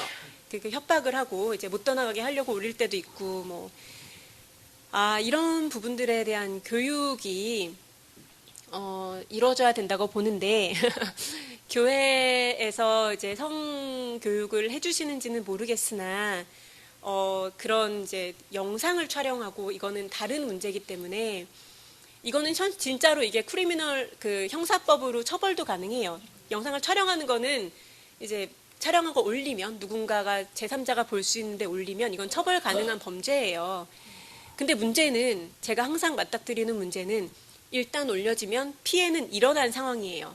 그렇기 때문에 이런 경우는 애시당초에 막아야지 일단 찍어서 올리고 그 사람이 갖고 있는데 법원에 가가지고 이거 지워라, 이거 내려라 해봤자 이거 절대적인 안정을 보장할 수가 없어요. 그렇기 때문에 이건 무조건 예방이 답입니다. 근데 교회에서 청소년들이 많이 모이고 하는 때에 이제 이런 부분에 있어서 교육이 이루어질 수 있다면 많은 부분을 예방할 수 있을 것 같아요. 특히 피해자분들이 그 2차 가해의 대상자가 되지 않도록 하는 그런 중요한 방법이 될 수 있을 것 같습니다. 박수 한번. 네. 우리 마지막으로 남수경 변호사님께서 발제해 주시겠습니다. 앞에 두 분이 되게 정말 좋은 말씀 많이 해주셨고요. 저도 여기 앉아 있으면서 또 새삼스럽게 다시 배우고 다시 기억하는 그런 내용들도 있어서 참 좋았습니다. 되게 오랜 시간 지금 앉아 계셨는데 제가 한 20분 정도 이제 마지막 이민법상의 문제에 대해서 얘기를 해드릴 텐데요. 너무 지루하지 않게, 너무 길지 않게 해드릴게요. 하도록 노력을 하겠습니다. 일단 제가 이제 가정폭력, 성폭력 피해자들과 같이 일을 한 지 한 20년 정도 됐거든요.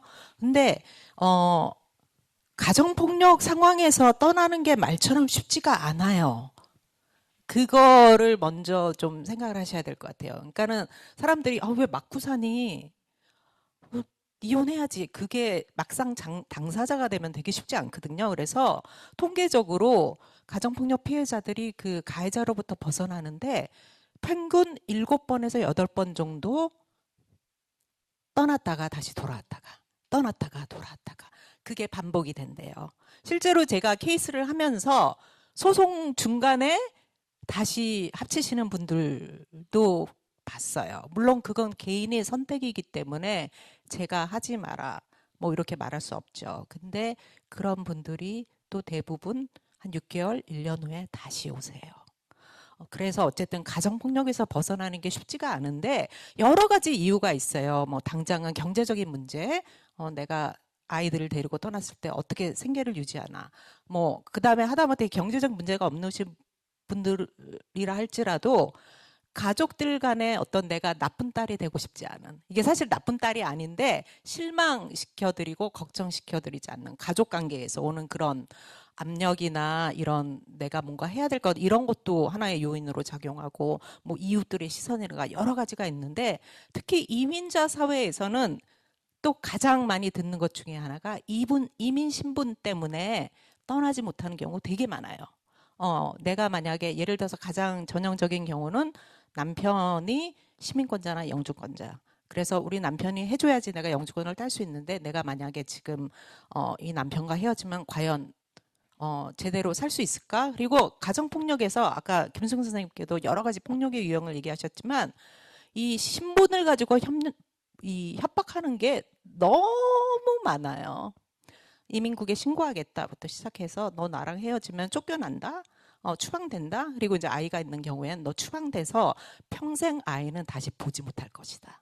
아이 엄마에게는 이게 이것처럼 무서운 폭력이 없거든요. 협박이 없고. 그래서 이민 때문에, 이제 이민 신분 때문에 협박을 당하고 그것 때문에 떠나지 못하게. 이제 또 하나는, 또 걱정하신 분들의 대부분이 아무리 나를 때리고 이렇게 폭력을 행사하는 남편이라 할지라도 또 아이들의 아빠잖아요. 그래서 만약 내가 신고를 했을 때 우리 남편은 어떻게 되나요?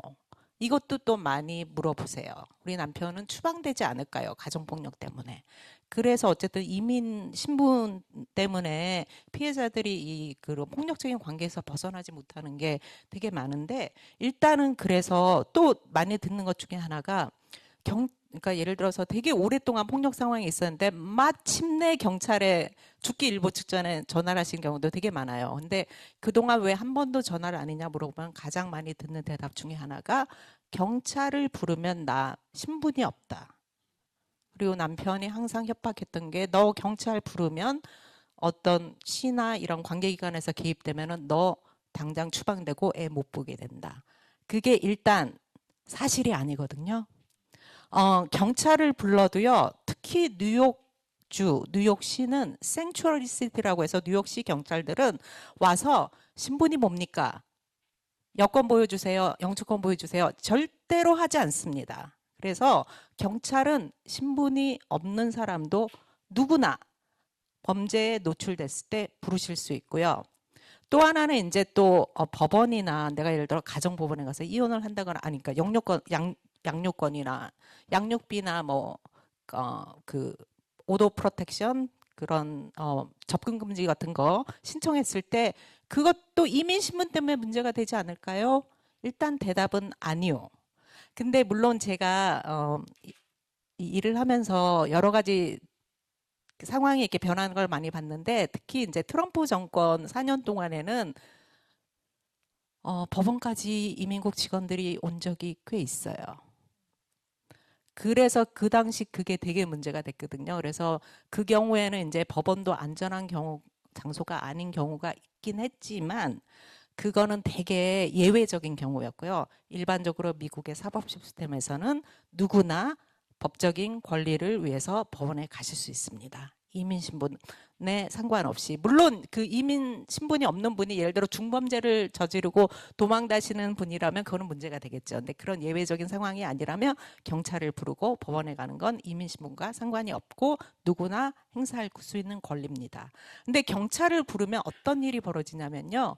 정경 변호사님께서 설명해 주셨듯이 이 법에서 가정폭력이라고 규정하는 거는 되게 좀 제한돼 있어요. 그래서 경찰이 왔는데 예를 들어서 부부가 언쟁을 하고 있었고 그 과정에서 말로 어떤 협박을 하고 그래 것만 보이면 보통 그냥 돌아가요.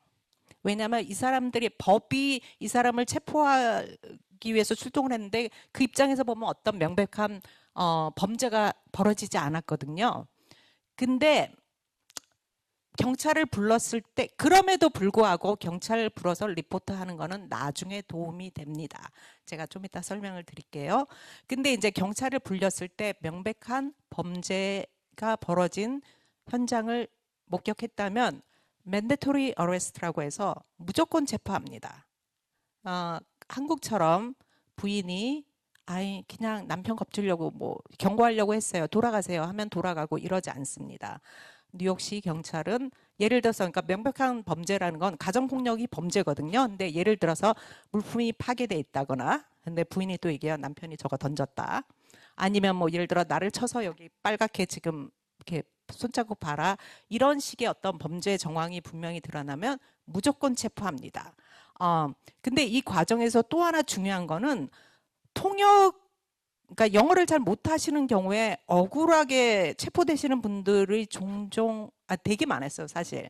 저희가 한 10여 년 전쯤에 뉴욕시와 뉴욕시 경찰을 상대로 고소를 해서, 그러니까는 그 소송을 해서 되게 오래 걸려서 마지막 쟁취한 게 뭐냐면 통역을 받을 권리였어요.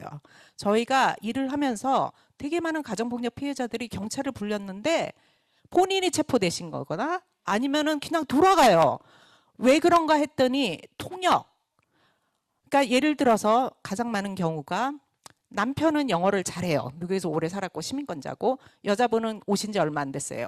영어 잘 못하시죠? 그런 경우에 경찰이 영어 잘하는 남편하고만 얘기했어요. 남편이 아무것도 아니다. 그냥 뭐 이렇게 좀 소리가 났는데 이웃이 전화를 했더라. 죄송합니다. 네, 수고하세요. 갑니다. 그런 경우 많았고요. 아니면 심지어 남편이 예를 들어서 여자를 목 조르려고 해요. 그런 경우에 당연한 반응으로 이렇게 저항을 합니다. 그래서 예를 들어 얼굴을 핥을 수도 있어요. 저항은이라고 하죠. 근데 이제 예를 들어 그런 경우에 남편이 제가 나 상해했다. 이거 봐라. 그런 경우에 여자분이 피해자인데도 영어를 못하셔서 체포되는 경우도 되게 많이 봤고요. 그래서 저희가 뉴욕시와 경찰 NYPD를 소송을 했어요. 무조건 통역, 그 현장에 있는 그 사람들에게 통역을 의지하지 말고 통역을 제공해야. 그래서 NYPD 경찰들은요, 부르면요, 영어 못하면은요, 전화기로 다 통역과 바로 연결될 수 있는 그거 차고 다녀야 됩니다.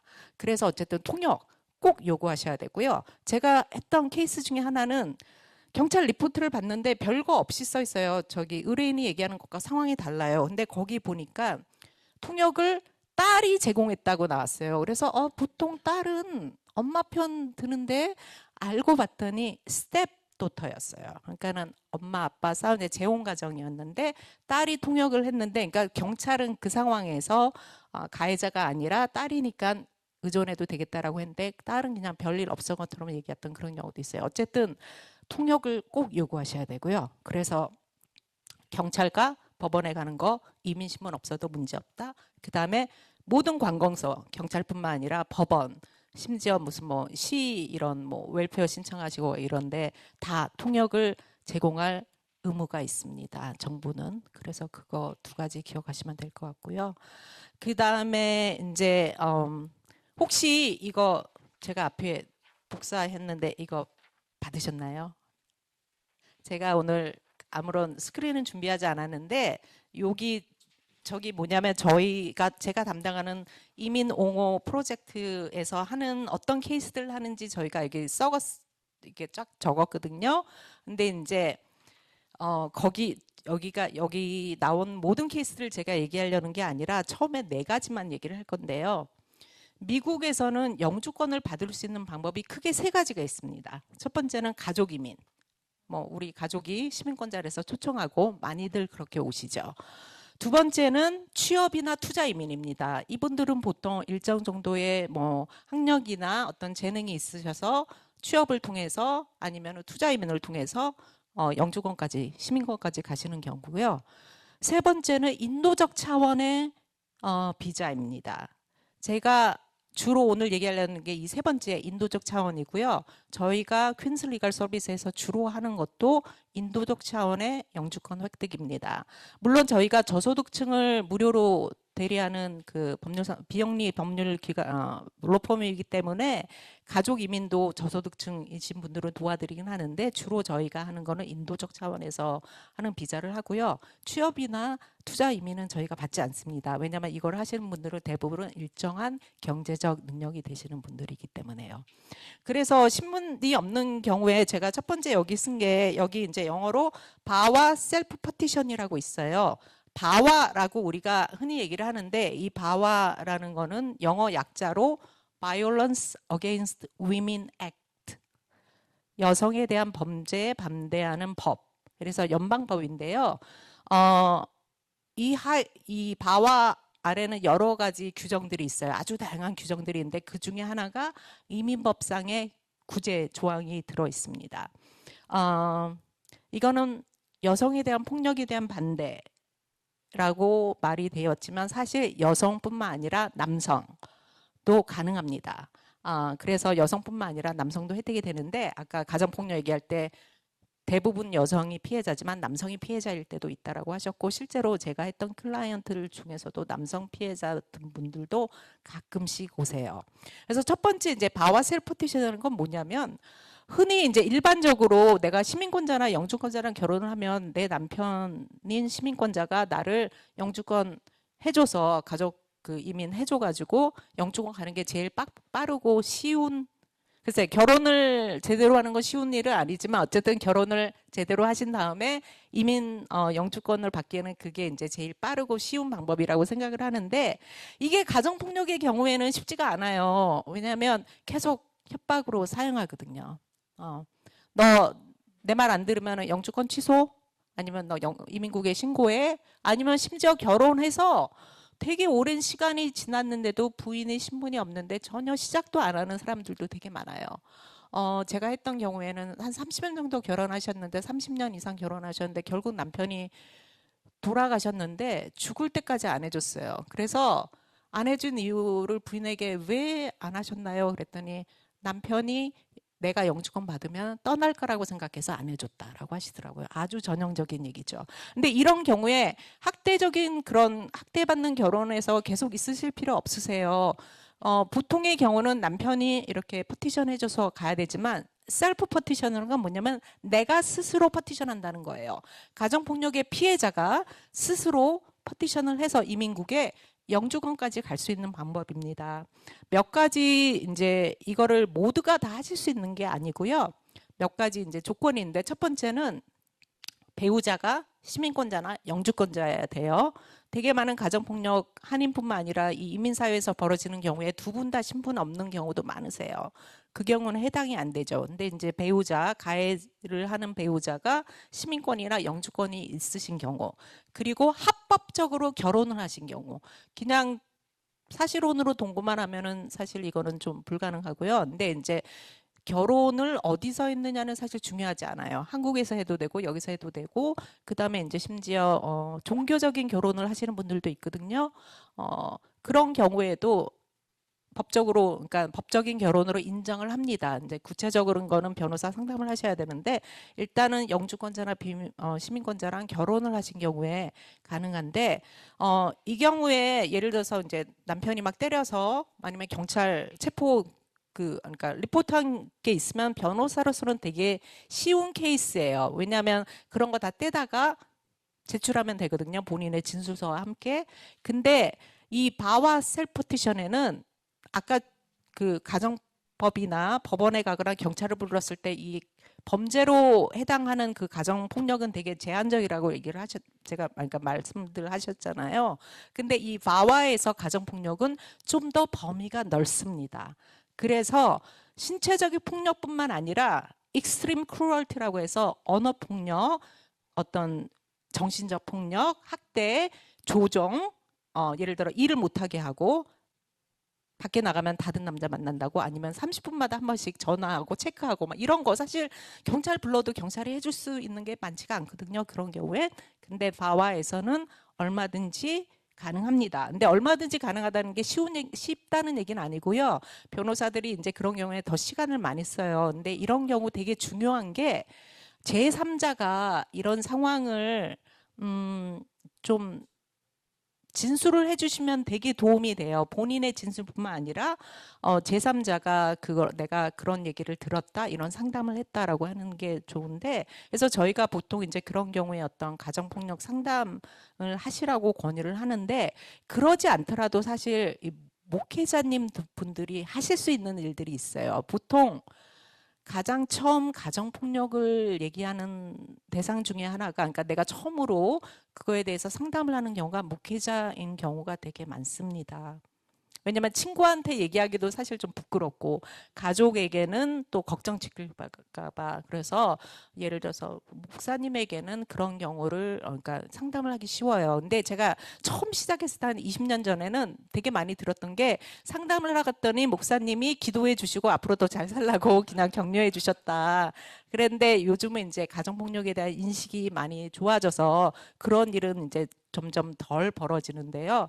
어쨌든 제가 했던 케이스 중에 하나는 이분은 필리핀에서 오신 분인데 미국 남성하고 결혼을 하셨어요. 근데 이제 그 과정에서 되게 심한 언어 폭력, 정신 폭력, 이런 학대 이런 게 많았는데 그다음에 이민권 가지고 너 필리핀으로 돌려보내겠다. 그리고 이분이 이제 한 50대 분이셨는데 재혼을 하신 분인데 필리핀에 아이들을 5을 놓고 왔어요. 그래서 이제 그 아이들 가지고도 협박을 하고 너 못 돌아간다. 아이들 평생 볼 수 없다. 이런 얘기를 하셨는데 이분이 경찰을 한 번도 부르신 적이 없으세요. 남편을 많이 사랑하셨고 두 분 다 이제 교회를 다니셨는데 믿음이 있으셔서 어쨌든 하늘이 맺어준 인연인데 내가 지켜야 된다는 이런 게 많으셨는데 상담을 하다가 그러면 도대체 누구랑 얘기를 한 적은 없나요? 왜냐면 이분의 진술도 들어가야 되지만 사실 제3자가 그거를 거짓이 아니다라는 걸 얘기해 주는 게 되게 도움이 되거든요. 근데 이분이 목사님이라고 말씀하시더라고요. 그래서 결국 나중에 이분이 바와로 영주권을 따셨는데 목사님이 편지를 써주셨어요.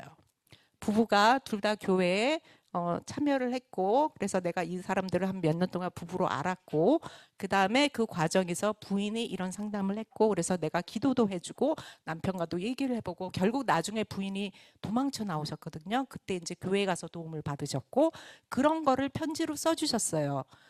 당연히 도움이 되죠. 그래서 바와 셀프터치라는 게 있고요. 두 번째 배럴 스파우즈 웨이버라는 거는 보통 이제 결혼으로 영주권 받으면 처음에 2년 조건부 영주권 나오거든요. 그래서 상담할 때 또 많이 듣는 얘기 중에 하나가 이 영구 영주권 받은 다음에 이혼하겠습니다. 그렇게 기다리실 필요 없습니다. 이것도 혼자 하실 수 있어요. 그게 이제 배럴 스파우즈 웨이버라고 해서 결혼을 처음에 남편이 도와줘서 영주권을 2년짜리 조건부 받았지만 폭력 때문에 결국 내가 떠나게 됐다. 그래서 그런 걸 이제 가정폭력을 증명하시면 혼자서 하실 수 있고요. 그 다음에 이제 앞에서 제가 그 바와라고 하는 거는 모두에게 해당되는 것이 아니라 가정폭력의 피해자가 영주권자나 시민권자랑 합법적으로 결혼을 하신 상태에서 가능한 방안이라고 말씀을 드렸는데 그렇지 않은 경우엔 그럼 어떻게 되나? 유비자라는 게 있어요. 유비자는 뭐냐면 가정폭력 피해자뿐만 아니라 특정 범죄 피해자들이 미국 정부에서 봤을 때 되게 미국이 이민자의 나라인데 되게 많은 사람들이 범죄에 노출이 됐을 때 피해자가 됐을 때 또는 심지어 목격자가 됐을 때 신고하거나 이런 걸 주저해요. 왜냐하면 아까 앞에 얘기했던 신고하면은 너 불법인데 쫓겨난다. 그래서 이 유비자라는 게 2000년대 초반에 연방의회에서 통과가 돼서 시작이 됐는데요. 뭐냐면 어떤 특정 범죄의 피해자가 그 피해자로서 그 범죄 피해 사실에 대한 정보를 가지고 사법기관에 그 수사나 기소나 이런 거에 도움을 주면 그리고 그 범죄의 피해자로서 그 어떤 정신적, 육체적 피해를 받았으면 비자를 주겠다. 유비자라는 거는 영주권은 아니지만 4년 후에 워크퍼밋 받고 4년 후에 영주권까지 갈 수 있는 길이거든요. 자, 이게 왜 가정폭력이나 성폭력 피해자들에게 도움이 되냐면 이분들이 예를 들어 가해자가 나랑 결혼 안 한 남자친구일 수도 있고 아니면 남편이 신분이 없는 나와 똑같이 신분이 없는 사람일 수도 있고 아니면 내가 성폭력 피해자가 됐는데 가해자랑은 친분이 있는 사이지만 어떤 연인관계 이런 건 아니고요. 어쨌든 특정 범죄가 벌어졌을 때 이거를 경찰에 신고하거나 아니면 심지어 아동학대가 있었을 때 아동보호국에 그게 이제 연결이 돼서 그거에 대해서 그 사건을 조사하는데 도움이 되거나 이런 경우에 거기서 이제 나중에 사법기관, 이제 사법기관이라고 하면 경찰도 포함되고요, 검찰청도 포함이 되고, 그 다음에 아까 아동보호국 같은 경우, 아니면 가정법원, 심지어 노동부, 또 왜냐하면 이거는 그 유비자에 해당되는 범죄가 한 10몇 개가 있어요. 가정폭력이나 성폭력은 그 중에 하나고요. 그 외에도 다른 범죄들이 있습니다. 그래서 예를 들어서 이것도 이민자 사회에서 많이 벌어지는데 내가 일을 했는데 정당하게 이 임금을 안 줘요. 그래서 노동부국에 신고를 했어요. 그러면은 또 거기서 노동국에서 이 서티피케이션을 줄 수 있습니다.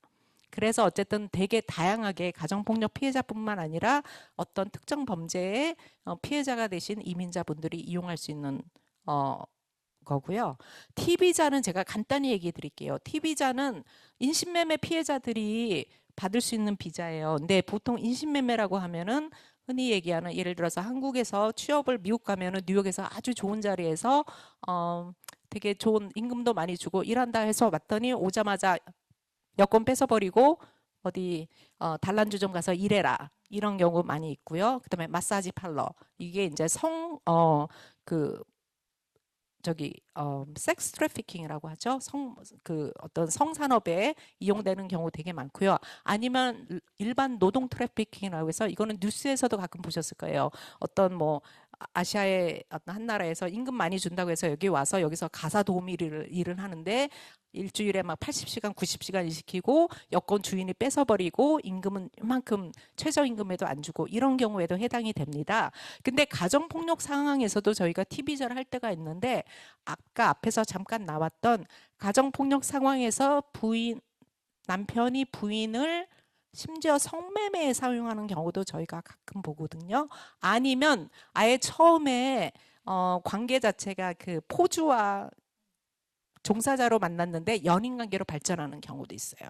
그런데도 이제 계속 남자는 포주 역할을 하는 거죠. 이런 경우에도 TV자를 할 수 있습니다. 어쨌든 그런 얘기 혹시 들으시면 연결을 해주시면 전문 변호사가 상담해서 가능한지 얘기하고요. 마지막으로 제가 꼭 얘기하고 싶은 거는 청소년, 아동들의 경우에는 그럼 어떡하나?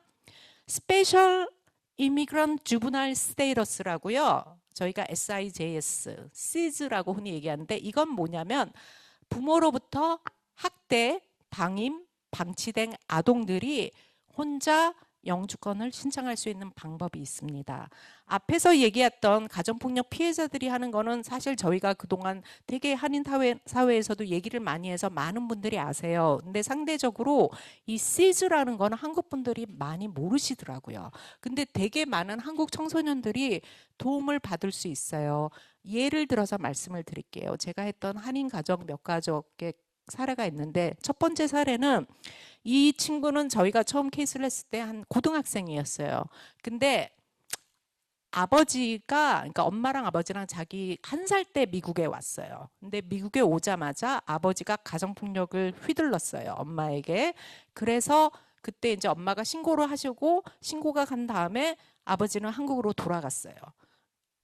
딸과 부인을 여기 놔두고요. 그리고 15년 동안 한 번도 연락을 하지도 않고 또 부모로서 당연히 양육비를 내야 되는데 그것도 안 보내주고 그래서 저희가 이 경우에 그 아이를 대신해서 처음에 가정법원에 가야 돼요. 이 시즈라는 게 가정법원에 먼저 간 다음에 거기서 그 법원에 그 스페셜 오더를 받은 다음에 이민국에 영주권, 그러니까 그 신청을 하는 거거든요. 그러니까 먼저 가정법원, 그다음에 이민국에 가야 되는데 가정법원에 가서, 그러니까 이 친구는 저희랑 처음 만났을 때 16살인가 이제 고등학생이었는데 엄마랑 살고 있어요. 근데 아버지가 사실 아버지에게 버림당한 거죠. 그리고 아버지가 가정폭력을 휘둘렀고 엄마에게. 그래서 이 친구는 사실 기억이 없어요. 1살 때 헤어진 아빠이기 때문에. 그래서 이제 엄마가 진술서를 냈죠. 가정보험원 가서 이런 학대를 내가 당했고 우리 아이는 거기서 2차적으로 피해를 받았다. 그래서 이제 그 가디언십을 아이에게 엄마가 이제 가디언이 되는 명령서를 하면서 거기서 이제 저희가 또 스페셜 파인딩스 오더라고 이 아이가 이런 부모에게 받은 학대나 방임이나 방치 때문에 본국으로 돌아가는 것이 이 아이에게 이익이 되지 않고 따라서 이 아이가 미국에서 살아야 된다. 그것이 아이에게 가장 좋은 이익이 되는 일이다. 이런 명령서를 받으면요. 그래서 그걸 받은 다음에 영주권을 신청했고 그래서 결국 대학 가기 전에 영주권을 딴 경우가 있고요. 또 다른 경우는 여기는 남매였는데 마찬가지로 티네이저였고 오빠는 20살이 거의 되기, 이게 아이가 몇 살이냐 그러면 뉴욕주 같은 경우에는 21살 미만에 결혼하지 않은 사람입니다. 그래서 18살이 지났더라도 결혼하지 않았으면 21살 이전에 할 수 있어요. 이 경우에는 이제 오빠 같은 경우에는 나이가 거의 20살이 다 됐고, 이제 둘째는 한 18 정도 됐는데, 마찬가지로 아버지가 가정폭력을 되게 오랫동안 저지르고 결국은 한국으로 혼자 가셨어요. 근데 이 경우에는 아이들이 기억을 하죠. 근데 가정폭력이라는 게 아이에게 직접 어떤 학대를 하는 경우도 해당이 되지만 미국 법에서는 가정폭력이라는 것 자체가 아이에 대한 학대라고 생각을 합니다.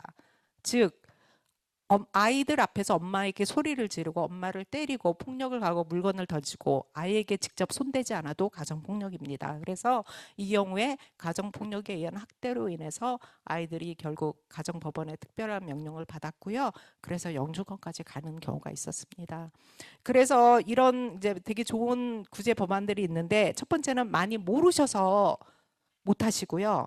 분명히 상담을 하시다 보면은 기억나시는 가족들이 좀 있을 거예요. 그러면 도움을 어떻게 받느냐? 제일 좋은 건 가정상담소에 먼저 연락을 하시면 가정상담소에서 저희에게 또 연결이 되거든요. 그게 좋고, 또 하나는 311. 이 번호는 아실 거예요. 뉴욕시 핫라인이거든요. 311.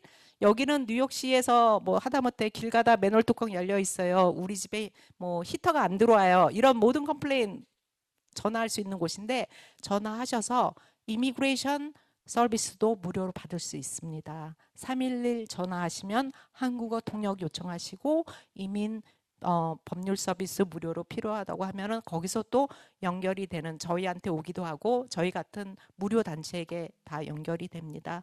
그래서 그런 충분한 리소스가 뉴욕시에서 저희가 내는 세금으로 다 운영이 되고 있기 때문에, 물론 또 이제 또 신분 없으신 분들은 세금을 안 낸다라고 하는데 그것도 사실 틀린 말이에요. 여기 살고 있는 사람들은 직접 간접적으로 세금을 냅니다. 그래서 시가 돌아가고 이 나라가 돌아가는 겁니다. 그래서 많은 분들이 이런 리소스에 대해서 충분히 활용을 하시면 좋을 것 같아요. 예, 감사합니다. 그 성경에 보면요, 그 우리를 아리송하게 만드는 그 두 가지 말씀이 있는 것 같아요. 눈에는 눈, 이에는 이. 또 한쪽 편에서는 원수를 사랑하라. 근데 그 성경에는 반드시 대부분의 경우에 수신자가 들어야 될 오디언스가 지정된 경우가 상당히 많거든요. 그러니까 가해자와 피해자인 경우죠. 그러니까 눈에는 눈, 이에는 이라고 하는 이 말을 가해자가 피해자에게 사용하면 이건 무서운 무기가 되는 거죠. 책임지라는 건데 이건 피해자가 가해자에게 할 수 있는 말이라고 저는 개인적으로 생각해요. 원수를 사랑하라, 이것도 마찬가지죠. 이게 거꾸로 되는 경우들이 이 교회 안에서 상당히 많이 일어나는 것 같아요. 무례한 경우죠. 피해자를 보호하고 피해자 편에 서지 못하는 게 우리의 어떤 연약함이라고 생각하는데, 오늘 세 분이 제공해 주신 내용들이 그러니까 그 자기를 보호할 수 있는 어떤 방어 기제가 상당히 취약해져 있는 사람들을 우리가 어떻게 반응하고 도와줄까, 구체적으로 어떤 프로세스가 있는가, 이런 부분들에 대해서 아주 좋은 얘기를 해주셨는데, 이게 그냥 이렇게 오늘 끝나버리면 사실은 저 지금 제 아내 도와서 텃밭 약속했는데 여기 지금 와 있거든요. 그러니까 상당히 좀 무력해져요. 그래서 가정상담소는 제가 볼 때는 이거 오늘 제가 볼 때는 지금 가만히 보니까 적는 사람이 없어요. 그 소장님도 안 계시고. 그러니까 그 오늘 한 거를 꼭 팔로우업을 했으면 좋겠어요. 예, 아니면은 의미가 없는 모임이 되는 거거든요. 너무 가치 있는 얘기를 해주셨거든요. 그래서 이게 실제로 캐시밸리로 될 수 있게끔, 팔로우업이 될 수 있게끔 꼭 해주셨으면 좋겠고요. 그래서 이런 내용들을 언론사의 보도자료로 만들어서 배포해서 교회가 리딩하게 하고, 목회자가 리딩하게 하고, 그리고 또한 이 내용의 뭐 영상이나 이런 것들을 청소년센터 지금 교협 다 몇백 개 갖고 있잖아요. 리스팅을. 그걸로 보내주면 되는 거거든요. 그러니까 그러면 우리에겐 실질적으로 캐시밸리로 사용할 수 있고, 우리가 또 가정상담소를 보호할 수 있는 미션을 갖게 되는 거거든요. 그래서 꼭 그렇게 해주셨으면 좋겠고, 오늘 너무 감사합니다. 이렇게 이 많은 내용을 하나로 간추리기는 어렵겠지만 결국 한 라인으로 먼저 전화해라. 그리고 교회가 도피처가 될 수가 있다. 피난처가 될 수 있다. 그리고 이민 신분에 상관없이 그 틈새로 이 폭력에 대한 이슈의 피해자를 보호할 방법이 다양하다. 그리고 다 뭉치면 가정상담소로 전화해라. 그러면 도와주겠다. 너무너무 소중한 단체인 것 같아요. 뉴욕 가정상담소가. 그래서 이런 자리 마련해 주셔서 감사드리고 앞으로 더 좋은 내용과 또 프로그램으로 또 교회와 아름다운 그 네트워킹을 만들어 갔으면 좋겠습니다. 우리 먼저 박수 한번 크게 한번 해주시죠. 네, 고맙습니다. 네, 감사합니다.